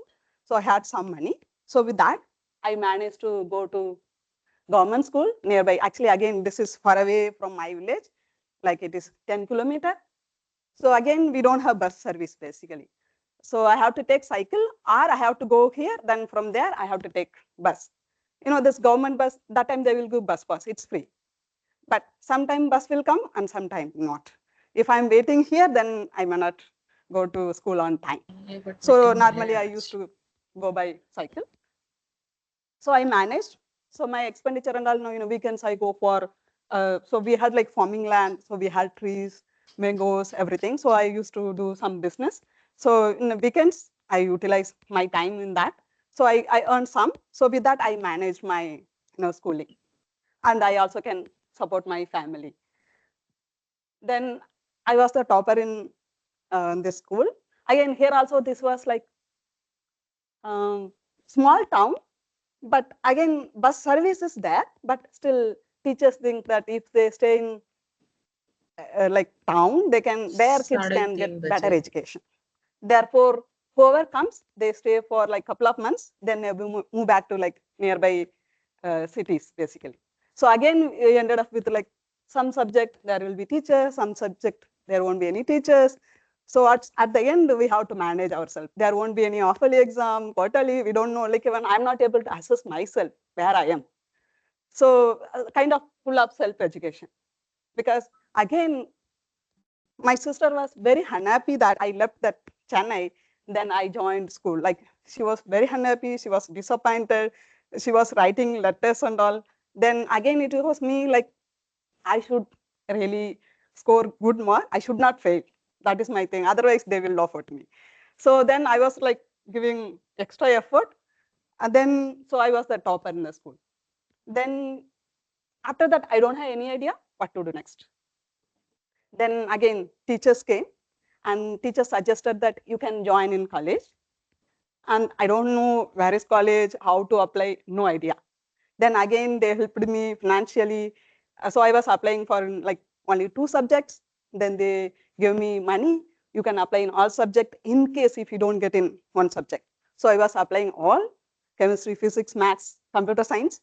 I got in all. So then I chose chemistry. They also suggest me if you select chemistry, you will have like 2 opportunities. Either you can go in teaching field and also you can go to pharma industries. So that's why I ended up with chemistry. So again, so this is another challenge. So my like almost 55 kilometers from my home. So again, I need to like walk or cycle for 4 kilometers. Then I have to travel and there is no government bus service. That means I need to take private. Then that will cost me more, like per day, maybe 70 rupees or something. But in home, like no one studied, no one went to college. Everyone dropped with the 10th or 8th or +2. So they're against me, like why I'm going to college, what we are going to do. In village, no one went to college level basically. So they were against, but my father said, you can go, you can study, but we cannot support. I cannot blame them because there is no like income basically. So then I had to manage myself. If I'm traveling every day, then I will not have time basically. So what I did, so I was looking for hostel. It seems like there is no hostel for girls in that town. For boys, yes, it was there. For girls, no hostel. Then when I checked with some private hostel, like it was like 300 per month, which I cannot afford. Then I decided, okay, I can stay in rental room somewhere. I can cook myself, and then remaining time I can work somewhere to earn. To say, therefore, I can, help my education. So I was like doing some part-time job. Anyway, the college will be like 10 to 4. Rest of the time I'm free. So I used to manage. So weekends also I go back home. Then I do again some farming work. So I managed myself completing the bachelor degree. So next, I don't know what to do. Again, teacher came into picture. They said, either you can do master if you are getting admission in university because you will get research exposure, or you can go to B.Ed. If you don't get in university, then you can do B.Ed. So therefore, you can become teacher. So then, since I wrote the entrance examination, actually that is again big story. Like I have to go to Coimbatore. I never been to like this far. So then some of my friends, father, I mean, we together went and her father came and they took us, we wrote exam and I got admission in Bharatiyar University. Again, this is government university. Again, the fees and all not much, but again, I need to take care of the mess bill basically, nothing else. Hostel was there, but mess bill I need to take care.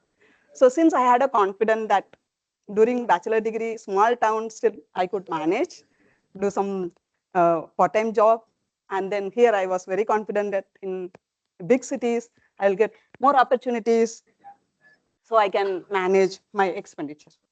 So with that, I joined Bharatiyar University, like in other part of Tamil Nadu. It's like, there's no, one bus service will be there. So I have to change bus in the midnight in some town. So I was like, I will be traveling alone. I will be really scared, but I managed. So then till my bachelor degree, I was studying in my mother tongue basically. Then when I moved to master, no, medium, only English medium. So I had to switch. It was very difficult for me. And then everything I studied in, Tamil. So then when I switched to English, then it was like, initially it was very tough. So I found that I need to give extra effort to really like make to study well. So I cannot do some part-time job. So luckily I had good friends.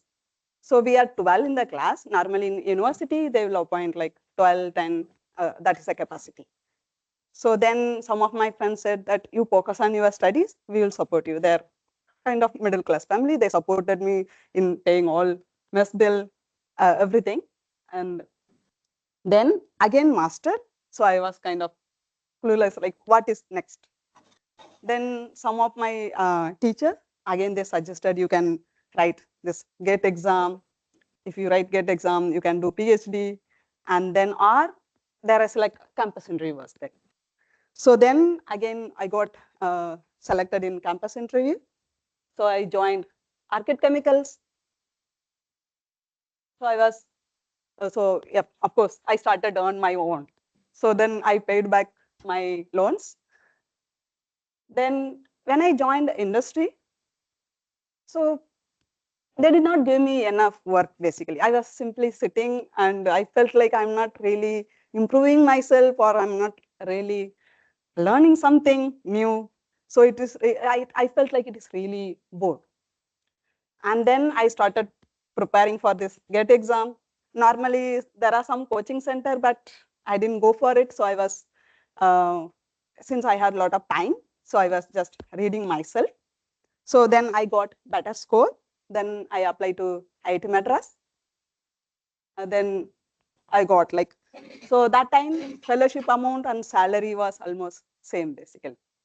So then they suggested, oh no, you can go for PhD since you have better GATE score. And anyway, I'm not really learning something new in the industry. So that's why I ended up with doing PhD in IIT Madras. So initially, of course, some challenges was there, but it was solved by department head of the department. And then I could really work well. And then I published many papers. And then as a result, I also was awarded Ramamurthy Fellowship, award for best thesis. So with that, so these are the like output from PhD. So with that, so I got fellowship from Taiwan government. So I moved to Taiwan. So once I come to IIT Madras, then I had like good exposure. I know what I can do next. So from that, so I moved to Taiwan. So I started like in PhD time, I was working on supramolecular chemistry, luminescent molecules. So when I went to Taiwan, my supervisor asked me, like he has like two fields. One is pure organic synthesis. The other one is like light emitting materials.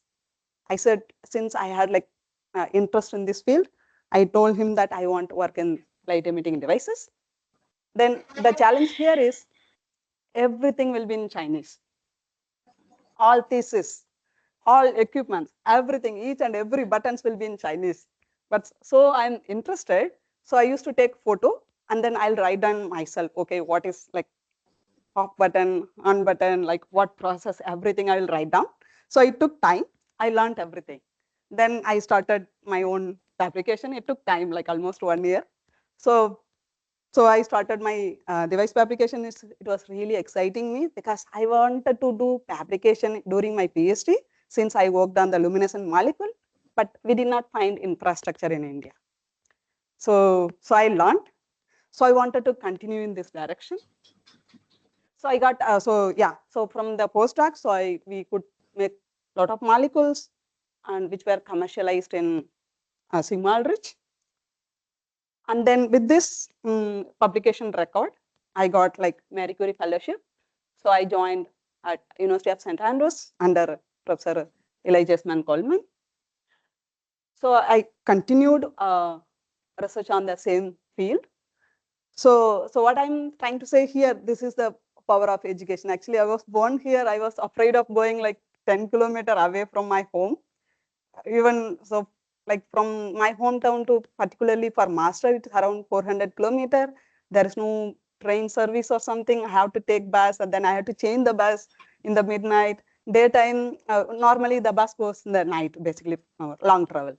So now I can easily, fly to any countries, like more than 7,000 kilometers, I guess.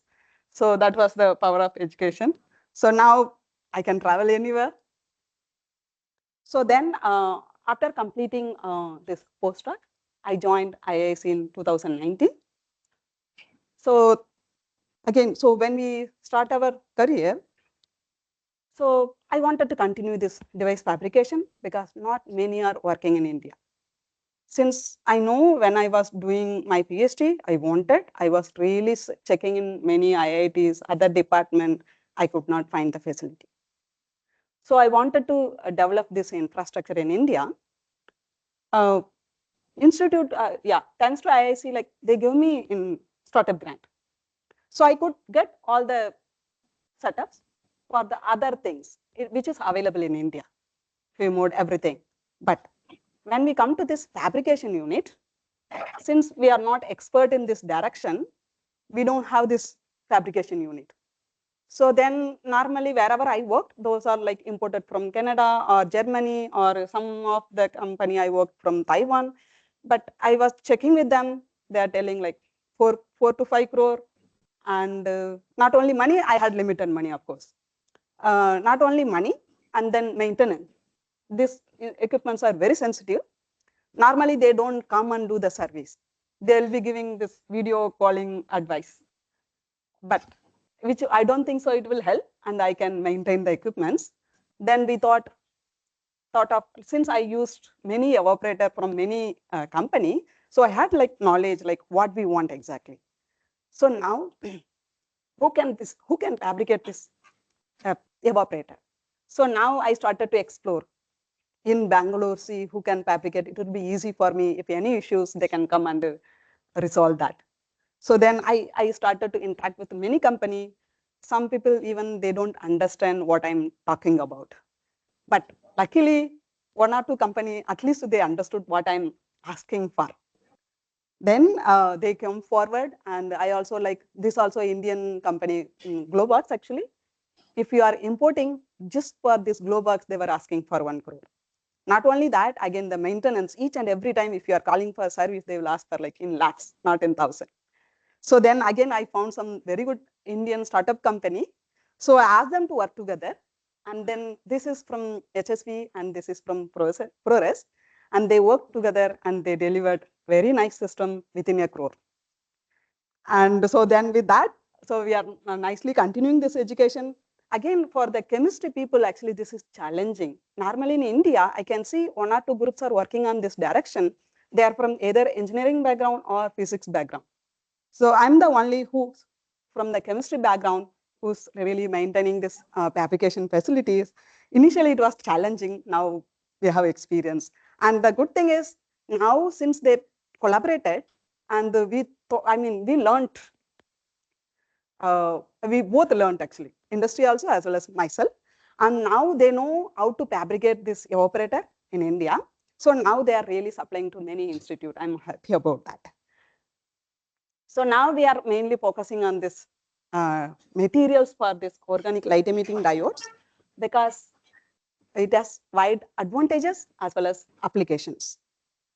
So that's now mainly we are focusing on like designing the emitting molecules for fabricating the various color, including the white light.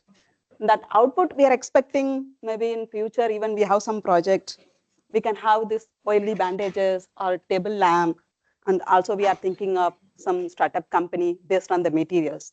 The another challenge we are facing here, since we don't have any industry related to this, or even academia also not many are working.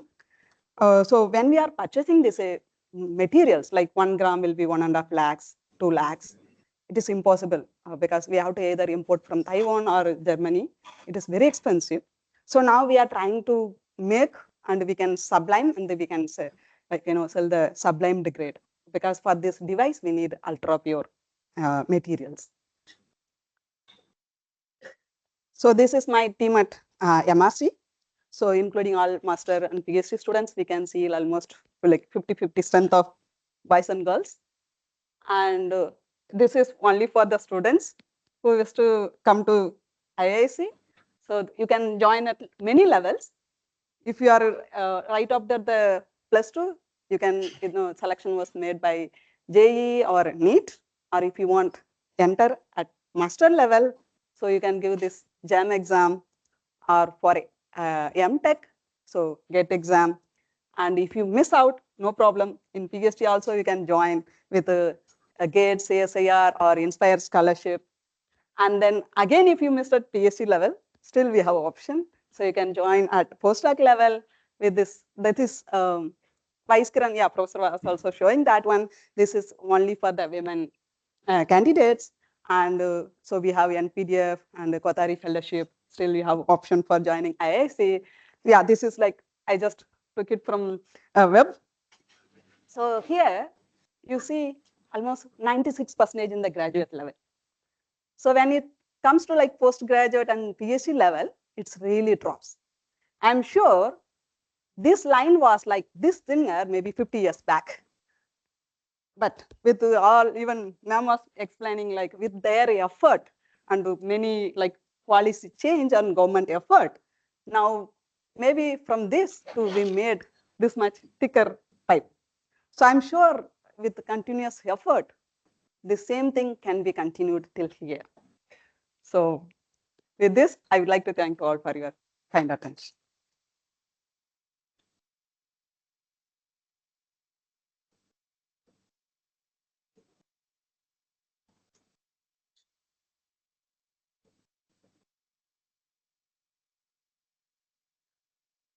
Thank you, ma'am, for sharing your profound journey with us. It has truly been inspiring. We deeply appreciate you sharing this with us. Thank you so much. Moving on, let us now welcome Ms. Shaini Das, who is a talented national level swimmer from India, who has made remarkable achievements in competitive swimming, specifically long distance open water swimming. With her exceptional skill, dedication, and perseverance, she has represented India in various state and national swimming championships, bringing laurels to her team and inspiring young athletes. Ma'am, can we have you on dais?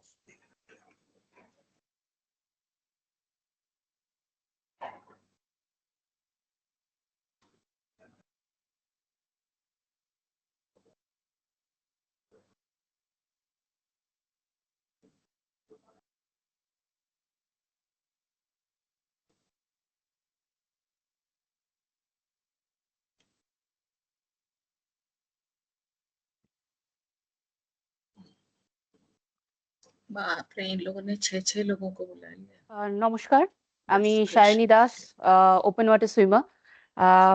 Thank you so much আজকে এখানে আমাকে invite করার জন্য। আর swimming এমন একটা sports, ভারতবর্ষে শুধু বাঁচার তাগিদে শেখা হয়, স্পোর্টস হিসাবে সেটাকে অ্যাকনোলেজ করা হয় না সেরমভাবে। আর যদি আমি বলি, আমিও সুইমিং শিখেছি বাঁচার তাগিদেই। প্রথম আমাদের ফ্যামিলিতে যেহেতু খেলাধুলাটা চর্চা ছিল, বাবা নিজে অ্যাথলেট ছিলেন, আর অবভিয়াসলি আমরা 2 বোন, সেটা সবসময় তাদেরকে অনেক শুনতে হয়েছিল 2 মেয়ে কি করবে। তো বরাবরই ছোটবেলা থেকে বাবার একটা চ্যালেঞ্জ ছিল 2 মেয়েকে এমনভাবে তৈরি করবে যাতে সবাই গর্ব করে। তো এটা আমাদের প্রথম থেকে টার্গেট ছিল যে ঠিক আছে কিছু একটা করতে হবে। আমি প্রথম সুইমিং শুরু করি 7 বছর বয়সে। আমার প্রথম কম্পিটিশন ছিল গঙ্গাবক্ষে 10 কিলোমিটার। সেখানে 1 ঘন্টা 30 মিনিট সময় নিয়ে 7 বছর বয়সে ওই কম্পিটিশনটা কমপ্লিট করি। তারপরে আর ঘুরে তাকাতে হয়নি। তারপর মানে আমি বুঝতে পারি যে সুইমিংটাই আমার জন্য সবকিছু। তো সেই জন্য আমি এটা হচ্ছে আমার সেই 7 বছর বয়সে 10 কিলোমিটার কমপ্লিট করার পরে। আর প্রখ্যাত সাঁতারু বুলা চৌধুরী, ওনার কোচ পশুপতি কুন্ডু স্যার, উনিও আমার কোচ ছিলেন। তো সেই থেকেই স্বপ্ন দেখা শুরু যে সাঁতারু হব। এবং তারপর আমি চলে যাই শর্ট সুইমিংয়ে।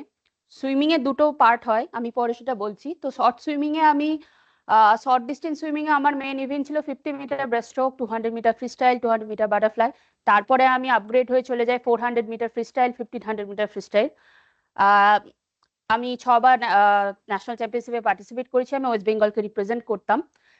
তারপরে যেটা আমি খুব ফিল করেছিলাম যে শর্ট সুইমিং খুব এক্সপেন্সিভ, ওপেন ওয়াটার সুইমিংও এক্সপেন্সিভ, কিন্তু শর্ট সুইমিংয়ের যে সাপোর্টের দরকার, একটা ভালো সুইমিং পুল, অনেক সাপোর্ট দরকার হয়, একটা কস্টিউম, ভালো কস্টিউম, সেগুলো আমি পাচ্ছিলাম না। তাই বাধ্য হয়ে 2015 সালে আমি শিফট করি ওপেন ওয়াটার সুইমিংয়ে।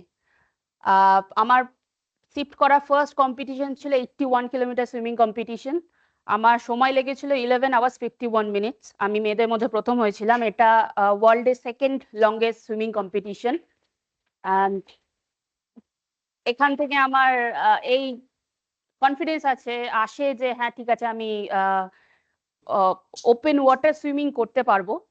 তো ডিফারেন্স হচ্ছে ওপেন ওয়াটার সুইমিং আর short distance swimming. Short distance সুইমিংয়ে সুইমিং পুলে সুইমিং হয় এবং সুইমিং পুলের টেম্পারেচার 25 ডিগ্রি সেলসিয়াস থেকে 28 ডিগ্রি সেলসিয়াসের মধ্যেই থাকবে। প্রত্যেকটা সুইমারের আলাদা আলাদা লেন্থ থাকে। ডিস্টেন্স 50 মিটারই হয়, কোনো কোনো ক্ষেত্রে 25 মিটারও হয়। কিন্তু যেটা আপনারা দেখতে পান যে অনেকেই জিজ্ঞাসা করেন, তো এর ব্যাপারটা হচ্ছে ওপেন ওয়াটার সুইমিং এর থেকে ওই শর্ট ডিস্টেন্স সুইমিং এর পার্থক্য, যেহেতু শর্ট ডিস্টেন্স ফ্রিকোয়েন্সির প্রচুর প্রয়োজন হয়, তাই জন্য শর্ট ডিস্টেন্স সুইমারদের বডিতে কোনো ফ্যাট থাকে না, তারা খুব ফিট হন। কিন্তু আমাদের ওপেন ওয়াটার সুইমিং এ আমাদের দুটো কারণে বডি ফ্যাট এক্সট্রা রাখতে হয়। দুটো কারণ হলো, ফার্স্ট আমরা যে ওশিয়ান গুলো ক্রস করি সেখানে টেম্পারেচার বিলো 15 ডিগ্রি, কখনো কখনো বিলো 10 ডিগ্রিও চলে যায়। আর যখন একটা হিউম্যান বডি যখন খুব ঠান্ডা জলের সংস্পর্শে আসে তখন হাইপোথার্মিয়া বা হাইপক্সিয়া এই দুটো হওয়ার খুব চান্স থাকে। তো সেই হাত থেকে বাঁচার জন্য আমাদের বডিতে অ্যাটলিস্ট 20% ফ্যাট রাখতে হয়, সেটা আরো বাড়লে আরো ভালো। তার সাথে সাথে মাসল রাখতে হয়। আরো একটা কারণ যেটা আমাদের বডিতে ফ্যাট রাখতে হয়, আমরা যখন ওশিয়ান ক্রস করি আমাদের রুল হচ্ছে যখন শুরু করব যখন শেষ করব এই সময়ের মধ্যে আমরা কিছু টাচ করতে পারবো না, সাপোর্ট নিতে পারবো না। তো আমরা যখন খাবার খাই 1 ঘন্টা কি 30 মিনিট অন্তর যখন আমরা খাবার খাই, বোট থেকে খাবারটা ছুঁড়ে দেওয়া হয় এবং সমুদ্রের ভেতরে কিন্তু ঢেউ বেশ বড়, কখনো কখনো 2-3 মিটারও হয়ে যায়। তো সেই ঢেউয়ের মধ্যে নিজে বডি ব্যালেন্স রেখে খাওয়া ভীষণ শক্ত। আর এই যে কঠিন পরিস্থিতিতে খাওয়ার পরিমাণটাও আমাদের কম রাখতে হয়। সেই কারণে আমরা যে এক্সট্রা ফ্যাট স্টোর করে রাখি তখন ওই ক্যালোরি বার্ন করে ওই ফ্যাট থেকে আমরা ক্যালোরিটা নিই। তো এই কারণে আমাদের বডিতে ফ্যাট রাখতে হয়। বাট স্টিল আমি প্রচুর বডি শেমিং এর সম্মুখীন হই, কেন এত হেভি ওয়েট। তো এটাই অ্যাকচুয়াল কারণ যে আমি কেন আমাদের ওপেন ওয়াটার সুইমাররা কেন বডিতে ফ্যাট রাখে। তো 2017 সালে আমি ঠিক করি আমি ইংলিশ চ্যানেল ক্রস করব। তখন আমি ওশিয়ান 7 চ্যালেঞ্জ নিয়ে আমি জানতাম না। ওশিয়ান 7 চ্যালেঞ্জ হচ্ছে মাউন্টেনিয়ারিং এ 7টা শৃঙ্গ পার উঠতে হয়। তো ওপেন ওয়াটার সুইমিং এও সেরকমই আছে যে আমাদের যে 5টা মহাসমুদ্র আছে তার মধ্যে টাফেস্ট 7টা সমুদ্র সাঁতার কেটে পার করতে হয়। তো সেই 7টা সমুদ্র হচ্ছে এটা English Channel, North Channel, Tsugaru, Strait of Gibraltar, Catalina, Molokai এবং কুক স্ট্রেট। তো 2017 সালে আমি ইংলিশ চ্যানেল ক্রস করি। ইংলিশ চ্যানেল বললেই আমাদের একটা আবেগ কাজ করে, কারণ অবশ্যই বাঙালিদের মিহির সেন, আরতি সাহার কথা অবশ্যই আসে, তারা অবশ্যই আমার ইন্সপিরেশন ছিলেন। তো ইংলিশ চ্যানেল ক্রস করাটাও খুব একটা সহজ ছিল না, কারণ মিডিল ক্লাস ফ্যামিলি থেকে বিলং করতাম এবং কালনার মতো একটা ছোট্ট শহর যেখানে প্র্যাকটিসের জায়গা নেই, বা গঙ্গায় যখন প্র্যাকটিস করতে নামতাম বা পুকুরে যখন প্র্যাকটিস করতে নামতাম, যেহেতু আমাদের ভিকাট কস্টিউম পরতে হয়, বহু বাজে কটূক্তি শুনতে হয়েছে। আর যখন স্পন্সরের অভাব হলো ইংলিশ চ্যানেলের জন্য, কোথায় প্রচুর অর্থের প্রয়োজন, তখন সলিউশন হিসাবে কিছু মানুষ অবশ্যই পাশে দাঁড়িয়েছিলেন। সলিউশন হিসেবে দুটো জিনিস ঠিক করেছিলেন আমার বাবা মা। প্রথমটা, বাবা বললেন ঠিক আছে আমাদের বাড়িটাকে বন্ধক দেওয়া হোক, আর মা বললেন আমার যে সম্পত্তি আছে সেটাকে বিক্রি করা হোক। তখন আমাদের আশেপাশের যত মানুষ ছিলেন সবাই বলেছিলেন কি হবে, মেয়ের জন্য এত কিছু করে কি হবে, আর ও যে ক্রস করবে তার তো কোনো গ্যারান্টি নেই, কারণ এই ধরনের অ্যাডভেঞ্চার স্পোর্টসে কোনো গ্যারান্টি দেওয়া যায় না সাকসেসে। তো ওই সময় খুব নেগেটিভ কমেন্ট শুনেছিলাম, কিন্তু আশ্চর্যজনকভাবে যারা যারা নেগেটিভ কমেন্ট করেছিলেন সেই মানুষগুলি আমি যখন ইংলিশ চ্যানেল পার করে এসেছিলাম সবার আগের সারিতে দাঁড়িয়ে আমাকে ফুলের মালা পরিয়েছিলেন। তো ওটা আমার চ্যালেঞ্জ ছিল যে ওই সময় আমার কাজ প্র্যাকটিস করা, ফোকাস থাকা। তো ওটাই আমার কাজ ছিল। এরপর আমরা ডোভারে পৌঁছাই, ডোভার থেকে আমাদের সুইমিং স্টার্ট হয়। কিন্তু সমস্যাটা হলো, ভারতবর্ষে আমি যখন লাস্ট প্র্যাকটিস করেছিলাম তখন টেম্পারেচার ছিল 38-40 ডিগ্রি সেলসিয়াস। যখন আমি ডোভারে পৌঁছাই তখন টেম্পারেচার বিলো 15 ডিগ্রি সেলসিয়াস। তো আমার হাতে 10 দিনের সময় ছিল অ্যাক্লিমেটাইজ করার, তো আর কোনো অপশন ছিল না, তার জন্য আমাকে করতেও হয়েছে।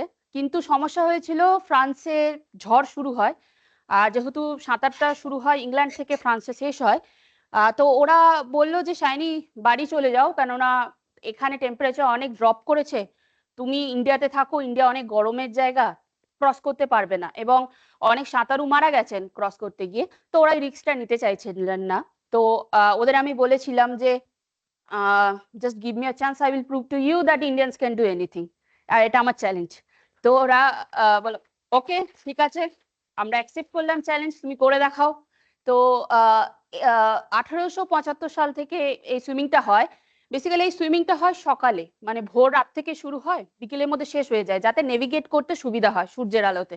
আমার ক্ষেত্রে সেটা হলো দুপুর 12:55 আমি ডোবার থেকে সুইমিং স্টার্ট করলাম। প্রথমে তো ভালো যাচ্ছি, হঠাৎ করে আমার মুখে প্রচন্ড জ্বলতে আরম্ভ করলো, তারপর সারা শরীর জ্বলতে আরম্ভ করলো। তখন বোট থেকে বাবা বললো জেলিফিশ আসছে, এবং ঝাঁকে ঝাঁকে জেলিফিশ আসতে শুরু করলো।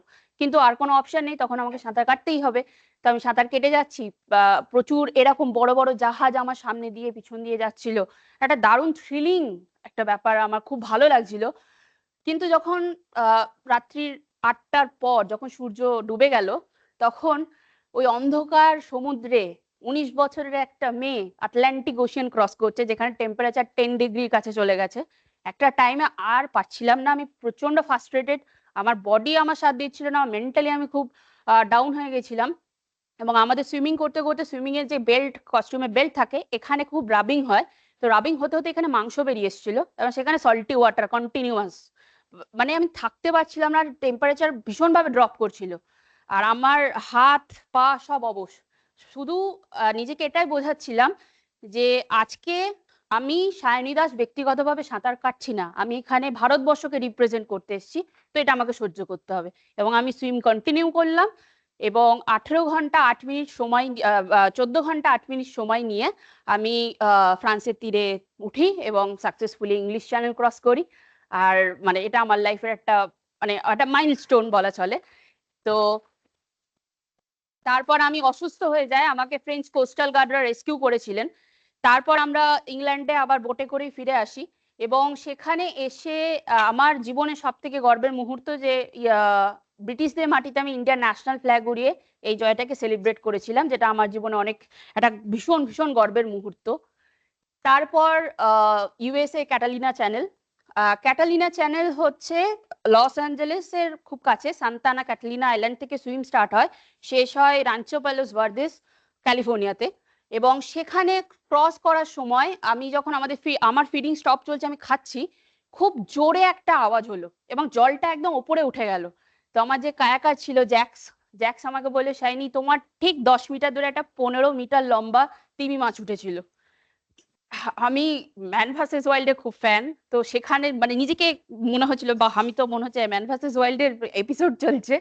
তো আমি আবার সুইম স্টার্ট করলাম, কিন্তু জলের ভেতরে আমি ওই তিমির ডাক শুনতে পাচ্ছিলাম, এবং এত পাওয়ারফুল যে আমার মাথায় ভাইব্রেশন হচ্ছিল, এতটাই পাওয়ারফুল। তারপর যখন একদম ফিনিশিং পয়েন্টের কাছাকাছি চলে এসেছি, তখন আশেপাশে মানে ঝাঁকে ঝাঁকে ডলফিন আমার সাথে সুইমিং করছিল, মানে মনে হচ্ছিল ওরা যেন সেলিব্রেট করছে আমার জয়টাকে। আমি 12 ঘন্টা 46 মিনিট সময় নিয়ে দ্বিতীয় ভারতীয় মহিলা হিসাবে এবং সপ্তসিন্ধুর আরো একটি চ্যানেল ক্যাটালিনা চ্যানেল আমি সাকসেসফুলি ক্রস করি। অ্যান্ড দেন তারপর আসে করোনার সময়, আমি খুব ডিপ্রেসড হয়ে গেছিলাম, এবং ইয়ং জেনারেশন এখন একটু কিছু হলেই ডিপ্রেসড হয়ে যায় আমরা। তো ওই সময় আমার যেটা সমস্যা হয়েছিল, করোনার সময় আমার পরিবারে কিছু মানুষকে আমি হারিয়েছিলাম, আমার চ্যানেল ক্রস করার যে সব কিছু ছিল সব বন্ধ হয়ে গেছে, সব ক্যান্সেল, আমি প্র্যাকটিস করতে পারছিলাম না, চূড়ান্ত লেভেলে আমি ডিপ্রেসড, মানে একটা টাইমে আমি নিজেকে কোশ্চেন করতে শুরু করে আমি কেন এক্সিস্ট করছি। তো ওই জায়গা থেকে আমার তখন অবভিয়াসলি বাবা মা দিদি আমার মেন্টর সুশীল মিশ্র, ওনারা সবাই ভীষণভাবে মেন্টালি আমাকে সাপোর্ট দিয়েছিলেন। তারপর আমি আবার প্র্যাকটিস শুরু করি। মলকাই চ্যানেলটা আমার কাছে খুব চ্যালেঞ্জিং ছিল, কারণ আমি যখন ক্রস করছি তার আগে শুধুমাত্র ভারত নয়, এশিয়া মহাদেশে কোনো মহিলা সাঁতারু এই চ্যানেলটা ক্রস করতে পারেননি। আর এই চ্যানেলটার মধ্যে দুটো ভয়ঙ্কর জিনিস হলো, এটার দৈর্ঘ্য 48 কিলোমিটার এবং এখানে আমার সুইম করার আগের সুইমারের থায়ের মাসল থেকে হাঙর মাংস নিয়ে চলে গেছিল। তো মানে এইরকম পজিশন। তো আমি ওইভাবে মেন্টালি প্রিপারেশনও নিয়েছিলাম, ঠিক আছে হবে। আমি সাঁতার শুরু করি রাত্রি 8:30টায়, অন্ধকার প্রশান্ত মহাসাগরে একটার পর একটা ঢেউ আছড়ে পড়ছে, আমি আমার মতো এগোচ্ছি, নেভিগেট করার জন্য বোট আছে, কায়াকার ছিল, সব ঠিক ছিল, কিন্তু কোথাও একটা নিজের ডাউট হচ্ছিল যে পারবো তো তাও নিজেকে বোঝাচ্ছিলাম ঠিক আছে পারবো, সব হবে ঠিকঠাক, একদম যেমন চলি। একটা সময় যেহেতু সারা রাত সুইম করেছি, আমাদের তো ঘুমানো পসিবল নয়, সারা রাত যখন সুইম করেছি হাওয়াইতে ওখানে পলিউশন নেই বললেই চলে, তো গ্যালাক্সিগুলোকে খুব স্পষ্ট দেখা যায়। আর আমি যখন জলে সাঁতার কাটছিলাম রাত্রেবেলা, ঝাঁকে ঝাঁকে প্ল্যাঙ্কটন আমার সাথে সাথে ছিল এবং একটা সময় আমার হ্যালুসিনেশন হয়ে গেছে আমি আকাশে সাঁতার কাটছি তারাদের সাথে না প্ল্যাঙ্কটনের সাথে সমুদ্রে সাঁতার কাটছি। তো সেই জায়গায় ওইগুলো সব নিয়েই আস্তে আস্তে আমি যেখানে আমাদের ওয়াহু বিচ সেখানে গিয়ে আমি কমপ্লিট করি এবং আমি এই চ্যানেলটা এশিয়ার প্রথম মহিলা সাঁতারু হিসাবে 18 ঘন্টা 50 মিনিট সময় নিয়ে এই চ্যানেলটা আমি সাকসেসফুলি ক্রস করি। অ্যান্ড দেন কুক স্ট্রেট, আমার মানে সব থেকে ভয়ঙ্কর চ্যানেল যদি কিছু হয়ে থাকে সেটা হচ্ছে কুক স্ট্রেট নিউজিল্যান্ড,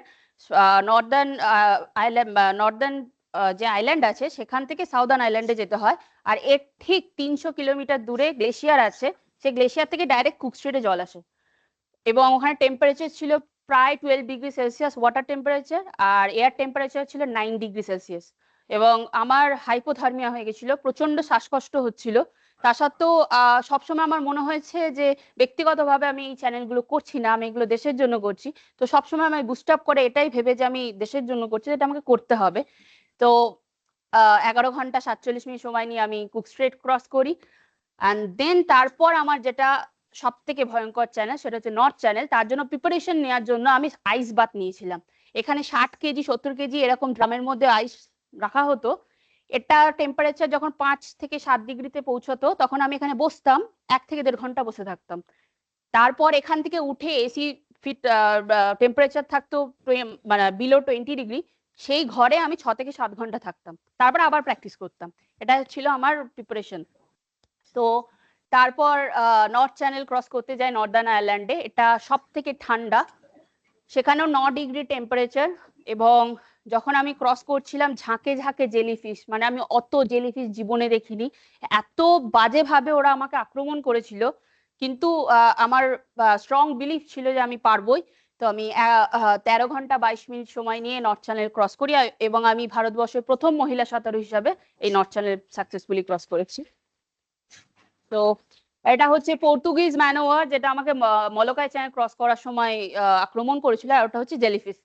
এটা হচ্ছে আমাদের খুব কমন, আর কখনো কখনো মানুষ মারাও যান যদি এইগুলো একসাথে অনেকগুলো আক্রমণ করেন। তো এটা মানে সব দেখেও এরকম ভয়ঙ্কর, সত্যি এরা খুবই ভয়ঙ্কর।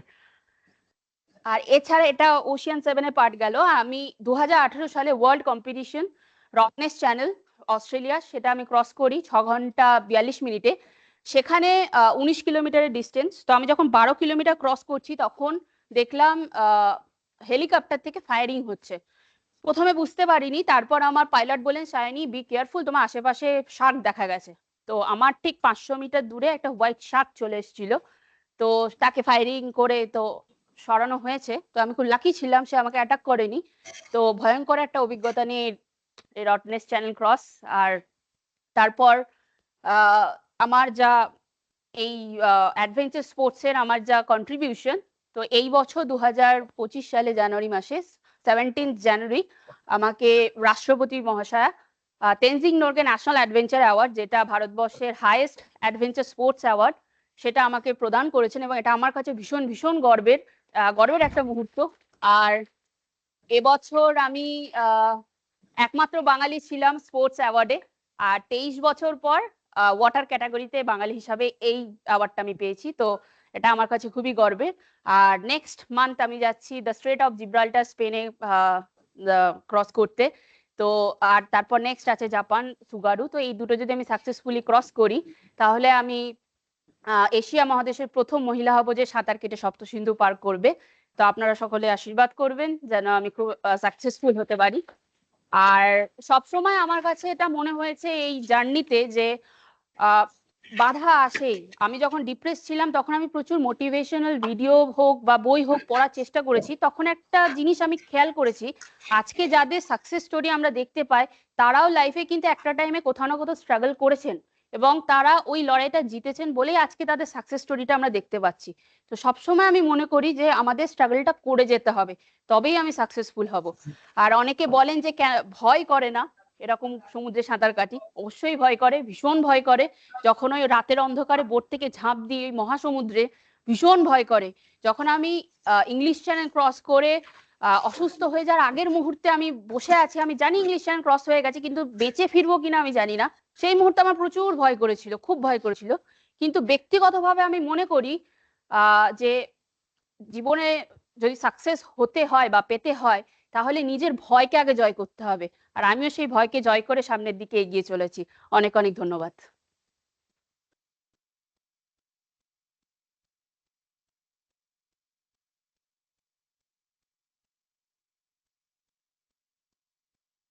Thank you so much, ma'am, for this captivating and thrilling talk.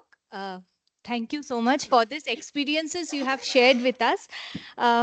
Your journey in swimming has been marked by consistent hard work and outstanding performance, and you're a true role model for all the young athletes.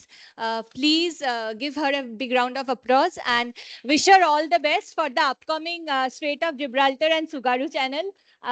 We hope that you will bring more laurels to the country. We will like her biggest supporter, her father is here with us today. So please, sir, can we please have you on stage? We would like to felicitate you with a bouquet of flowers. Please, sir.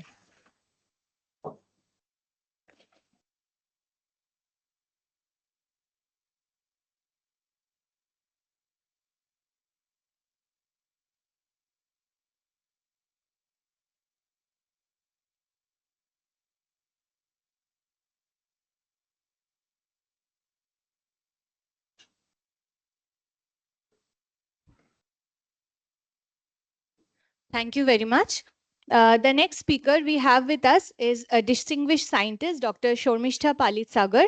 She is a chief scientist at CSIR National Metallurgical Laboratory, specializing in non-destructive evaluation, sensor and device development, signal and image processing, and IIoT. She has won several awards like National Endeti Award in R&D and Tata Innovatia Award, to name a few, and has contributed significantly in the field of materials and process development. Ma'am.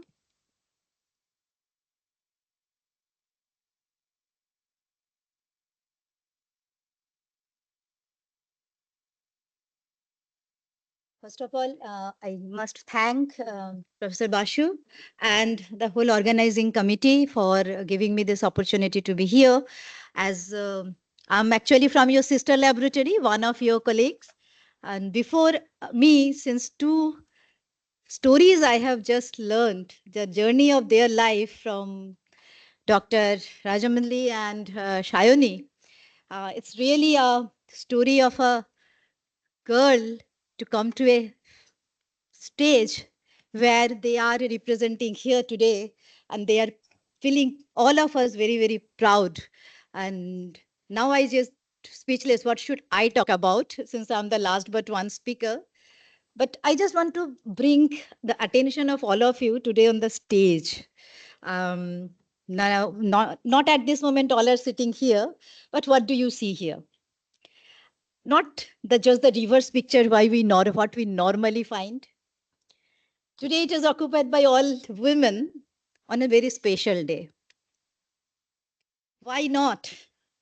In many occasions, what is there in our institute, in many places, we can see a couple of women leaders here sitting and sharing the chairs with their men counterpart.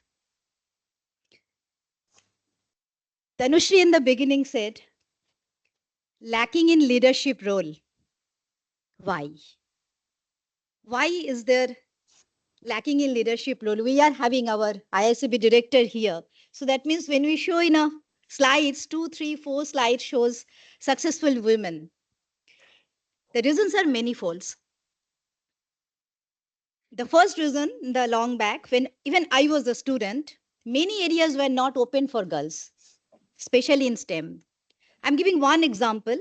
I have been passed out from the Radio Physics and Electronics Department of Rajabaja Science College after doing my BSc in Physics.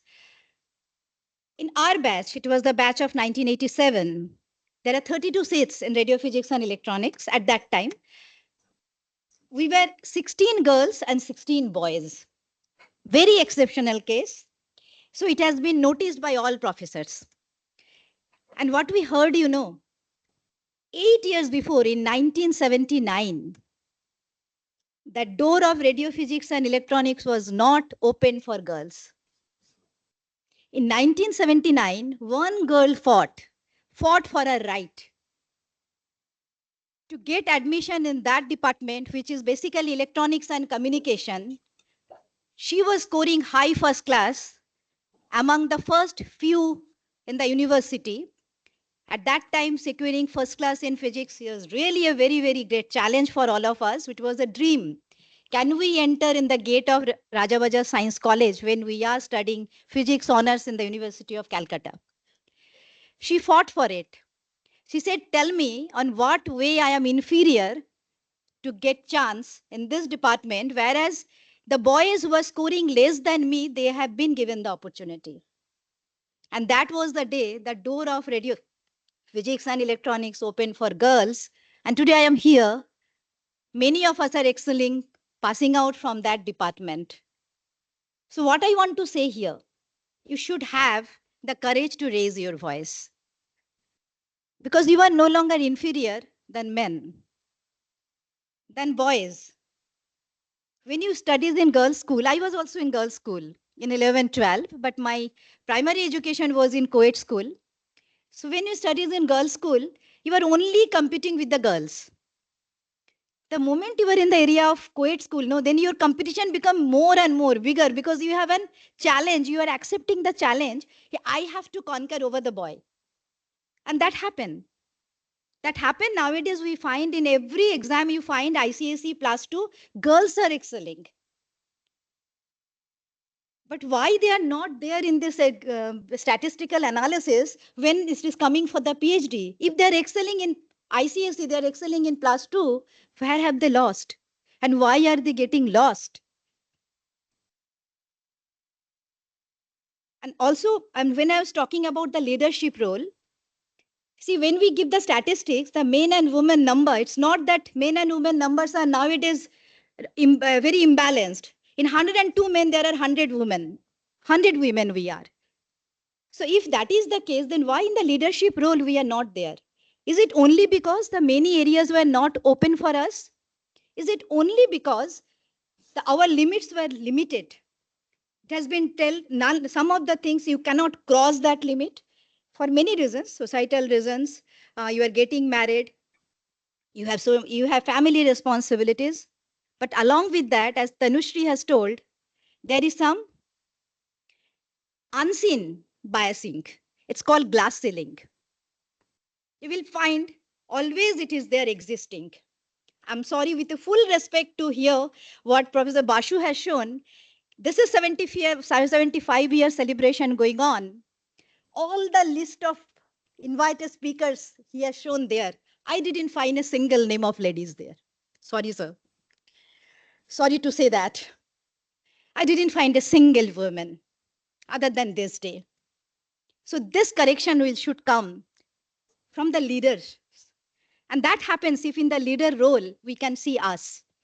Because we can understand how much struggle we have done, how much obstacles we have crossed to come to that point. To come to that point, to stand along with you, to walk along with you, even in the shop floor, even in the industrial belt, we never come out, we never came back. The way Dr. Rajamalli has said, a small girl from a village, because she was chasing her dream. And you all, my dear students here, girl students, say dream, big dream. You should have a big dream and chase your dream.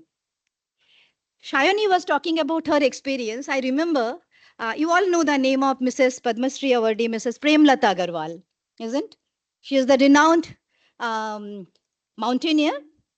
So one of her speech during this International Women's Day celebration at NMA, it is 2019. She was talking about where from she was inspired. And you know who has inspired her the max? It's her mother. Imagine Premlata Agarwal is 63 years old, that is nearly of our age. Her mother, one generation ahead. And when she was afraid of going to the field along with her brothers, then her mother said, during the lunchtime when she was giving food to all brothers and Premlata Agarwal both, all of them, they said, look at your plate. Am I giving the same food to your brother as well as your sister, as well as you? Then why the work your brother can do, you can't? And the example is here. Why can't you do the work your brother can do? It is your mindset. And that mindset has been created, has been impinged on you from the day you are born. When we are in the fetus of a mother, we are a baby. If your sex is not known, you are a baby. When the moment you are coming out, you have been declared you are a baby boy or baby girl. Your birthday gifts are separated. You are getting Barbie doll and the boy is getting mechanical instruments, plane, car. Why? Can you imagine their future? Can you see their future? Have you ever thought of the boy whom are you giving a car, a mechanical setup, a aeroplane? He can be a great shape of the world. You have never given a kitchenette to play with that.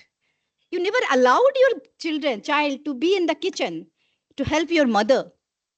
All the time we say, "Arey, তুই ছেলে, তোকে এগুলো করতে হবে না, এটা মেয়ের কাজ." What is মেয়ের কাজ আর ছেলের কাজ?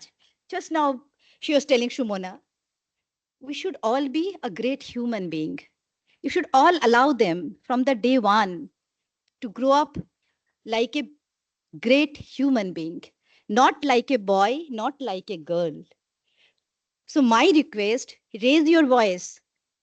Raise your voice wherever you see there is discrimination only because you are having one X chromosome extra. What is the difference? We are XX, they are XY, isn't? So if you are having one extra X chromosome, that doesn't mean you are inferior. You are doubled. You can share all the work. You, and it is you.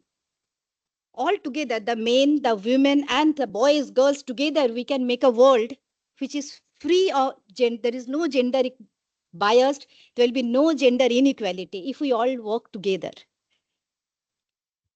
And you know, what is there in between your dream? It's your confidence. You have seen the example. It's your confidence. It is your hard work. I have done, as I was told, radio physics and electronics. And where I joined in a metallurgical laboratory. So I was just minority. One way to I am lady, and another way I am the electronics background in the metallurgical laboratory, where I was only one in that whole team. So really I was scared. What can I do so that I can get some visibility? I should do something, and I didn't take away from that. I didn't went away from that. I took the challenges. I tried to find out what can I do which can give the visibility. And after 27 years, I have a team. In the metallurgical team, I have a team of electronics and electrical engineering. You can imagine it is so difficult to get students from electrical and electronics in a metallurgical laboratory. We work together with CGCRI, with other laboratory, and solve the industrial problems. We worked together in a hot summer in the railway line, and I've never felt I'm a girl. I've never felt I'm a woman here where all my colleagues are men, because we never had that type of mental setup.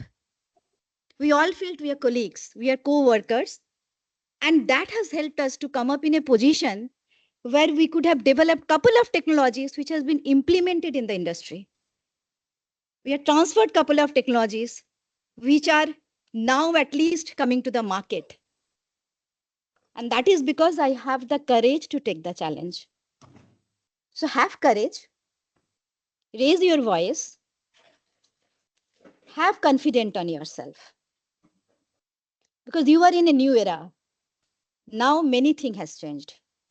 You have lots of opportunity. Your path is not limited. Your limit is just sky. And I see in at my home also, both of them are working. My son just now he got married and they're very young, 24, 23 years. Both of them are working together. And that is the thing I want to see. Both of them are working in the kitchen together. They're going out together. They're playing together. So there should not be any boundary. There should not be any boundary gap. Okay. So that's one message I would like to say on this Women's Day to all of you. Keep shining, keep striving, and know that the world is waiting for your brilliance. So with this, once again, I will not wish happy Women's Day because I still feel why this Women's Day is getting celebrated today, because still now lot things to do. This is the day when we should realize, when we should analyze how much we have done and how much is required to do together, men and women.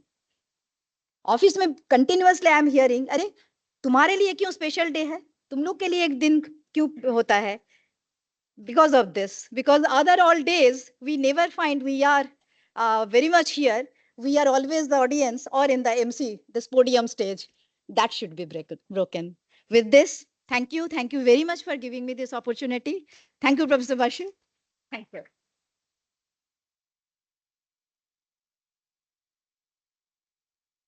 Thank you, ma'am, for your thought-provoking speech. We deeply appreciate your time and presence today.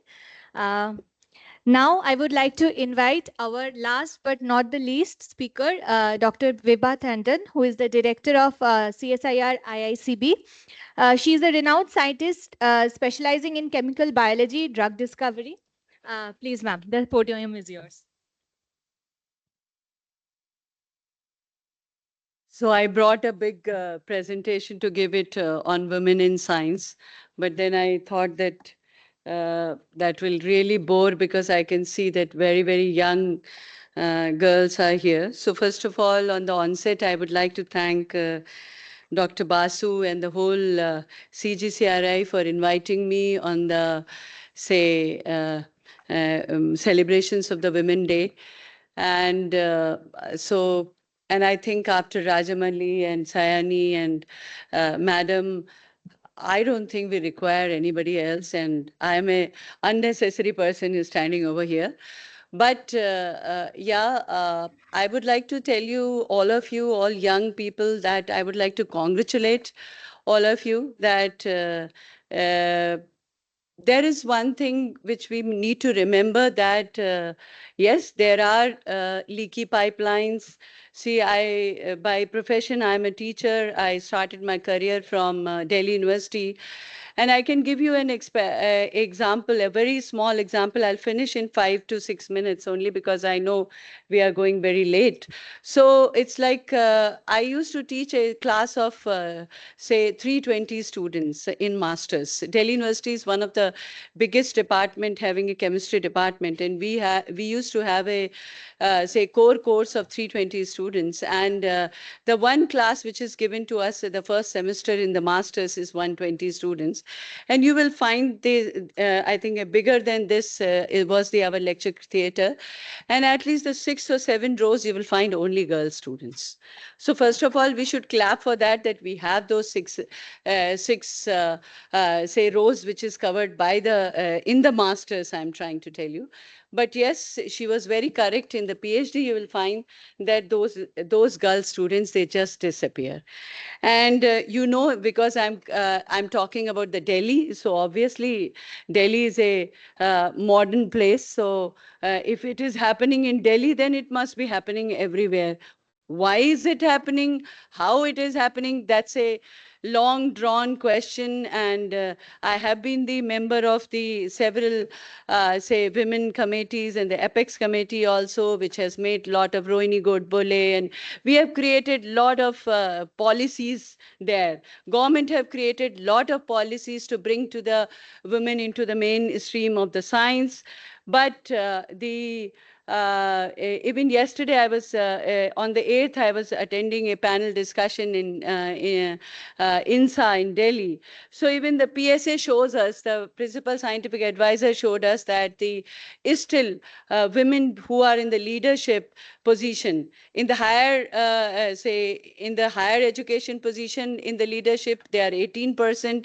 And even the leadership, if you go to the DST, DRDO, CSIR, or DBT, or National Institute directors, you will find it only around, say, 8 to 9%. So this is, we are living in an era of a 21st century.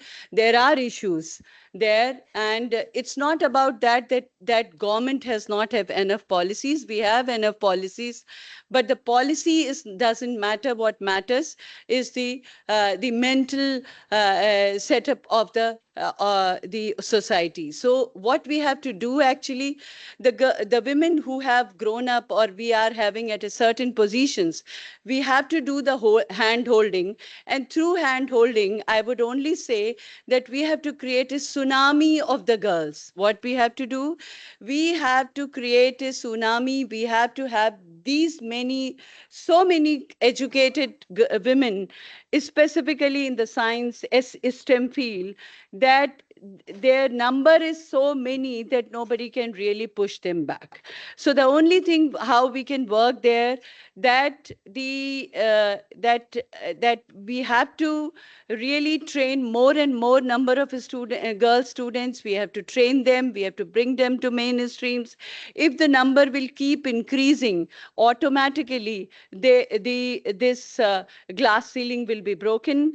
And I have so much of data in my presentation. If I will show you, that will be little bit disturbing also, but I will only talk about the positive things which government has done. So I have a message here to those women who for some reasons have left their career in the science, maybe even before the PhD or even after the PhD. There are several such schemes have been started from the Government of India. And what are those schemes are, I just wanted to tell you, because I wanted to leave this dais, because I'm the last speaker, on the positive note, that you may have heard about or you may not have heard, that is called as the Women in Science program. So WOS program is there of the Department of Science and Technology. They call it WSA, WSB, and WSC. All three programs, you can apply even after a big career gap, and you can apply up to the age of 55. You can apply for an independent project if you have a mentor over there. And I can tell you, I chaired the chemical sciences stream for almost 6 years of WS program, and I have seen a son setting up a laptop for his mother, for her presentation for the project position. And that lady came from the ISC, and she got a project. So what I want to say that there are schemes. One is like WOS scheme. There is another scheme which Government of India have started, that is the BioCare. BioCare is again a scheme of Department of Biotechnology, that is also for those women who are not in the permanent job, who have left their career, who have the career gap. You may have a career gap at the master's positions, or you have at the PhD positions. There also you can get, and you can, in the WS, you get around 30 lakhs for the 3 months, 3 years, but in the BioCare, you get up to the 60 lakhs. So that is an scheme where you can do. There is another scheme which is called as the Disha, where what we do, that we fetch the young girls who are in the class 8th or class 10th, and we train them at the different institutions in the summer program so that they can come into the science program. We call it Catch Them Young program also. So that is also a program is started for the Government of India to bring the girl student into the science and technology program. Then there is another program. There are certain, special fellowships which have been started, which is called as the Power Fellowship, Power Program of the DST, where you can have the fellowship also and you can have the projects also. Then there is another program which CSIR have started, which is called as the Aspire. In the Aspire also, which is not only for the CSIR scientists. No CSIR scientist can apply there. Other than the CSIR scientists, they can apply for the project positions. So that is also a program where we can do. DRDO has also started a special program on the women for the postdoctoral fellowships there, and for the doctoral fellowships. And still, I would like to tell you that so what I mean to say that there are several programs which have been started for the women, and especially for those women who, because of the maternity reasons or many other reasons, if they have left their, somehow if they have left their education and now they want to come back to the stream after 5 years or 6 years or 10 years of the gaps, you can always come back to the mainstream, and you can also try your luck. But there is one thing which I would like to tell you, which I think Dr. Rajamanli's and Sayani's presentation very clearly told you, that there is no substitution of the hard work. So if you do hard work, nobody can push you. They will try to push you. Don't listen them. That's the only thing. There are so many good people, good men also. Please, you will find several good men. Please be around with them, and they will let you they will do hand holding, and they will bring you to the mainstream. So this is what I would like to tell you here. And there is another thing which I just wanted to tell here, that there are a lot of things being told about that, why Women Day is being celebrated, why International Women Day, why National Women Day, why. So I would like to tell you, there are people who say that the glass is half filled. I would say no, it is not half filled, it is full. I can see it as a full fill, because see, they are feeling we are being celebrated here because we are really a celebrity. So we are beautiful part of this world, and we can give birth to a child. So we are in all ways a special person, and if we feel that we are special, nobody can really push us. Yes, I agree that there are several things which are pushing us back, but we have to, as a women, I would rather give a call to women only, that please bring more and more children, more and more girls into the education. And education is the only way to have 50-50 participation in the society of men and women. With all these words, congratulations to all of you. Thank you very much for calling me here. Thanks a lot.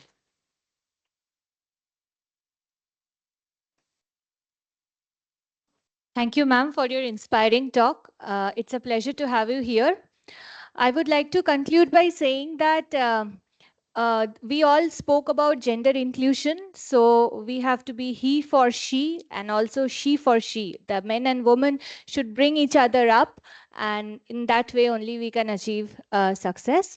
I would like to call upon Dr. K. Annapurna to give the formal vote of thanks.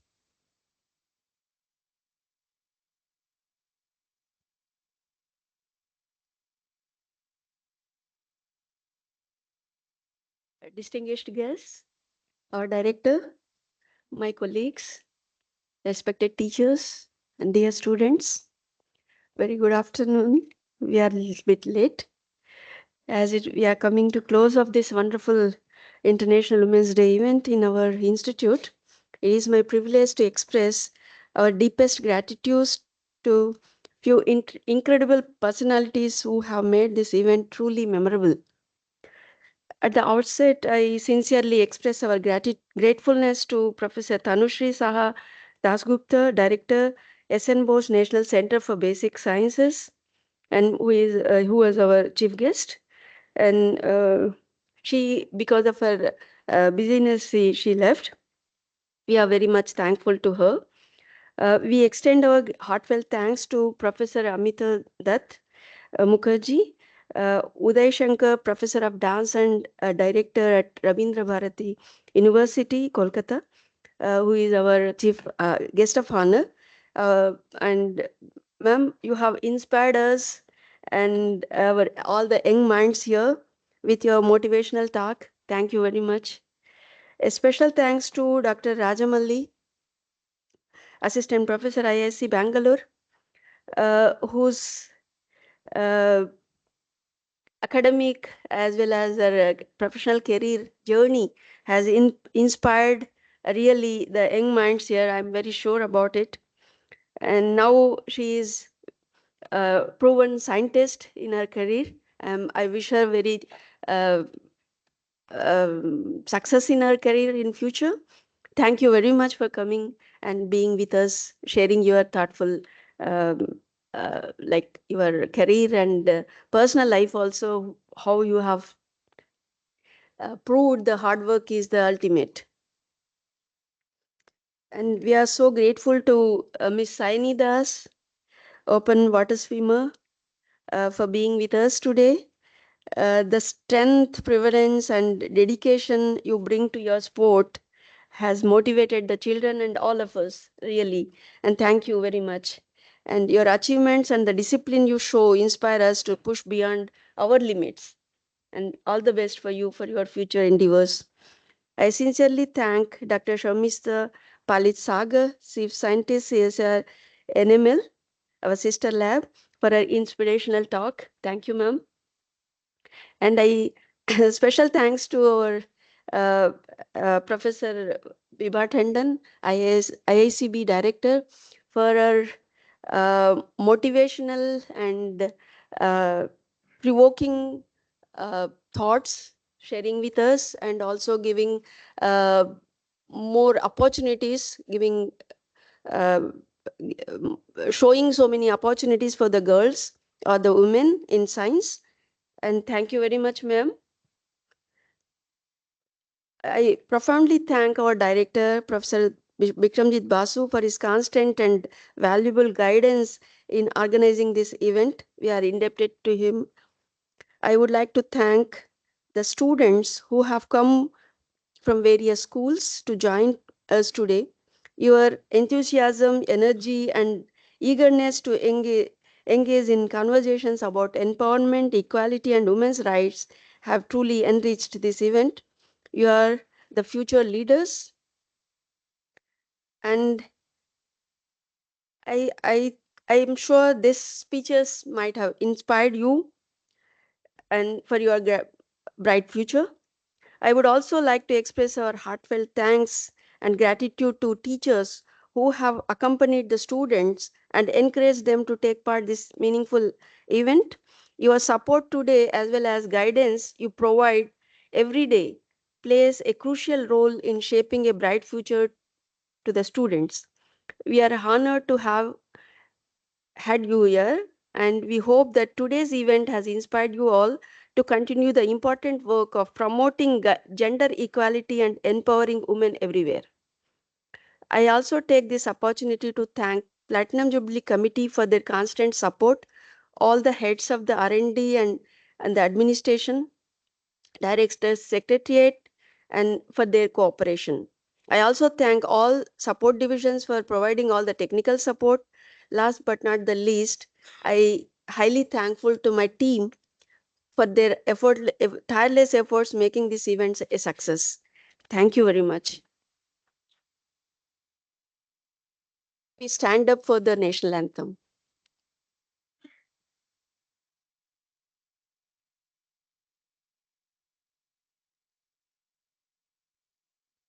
जनगण मन अधिनायक जय हे भारत भाग्य विधाता पंजाब सिंध गुजरात मराठा द्राविड उत्कल बंगा विंध्य हिमाचल यमुना गंगा उच्चल जलधि तरंगा तव शुभ नामे जागे तव शुभ आशीष मांगे गाहे तव जय गाथा जन गण मंगलदायक जय हे भारत भाग्य विधाता जय हे जय हे जय हे जय जय जय जय हे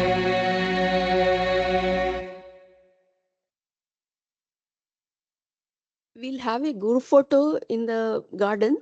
Please join us all.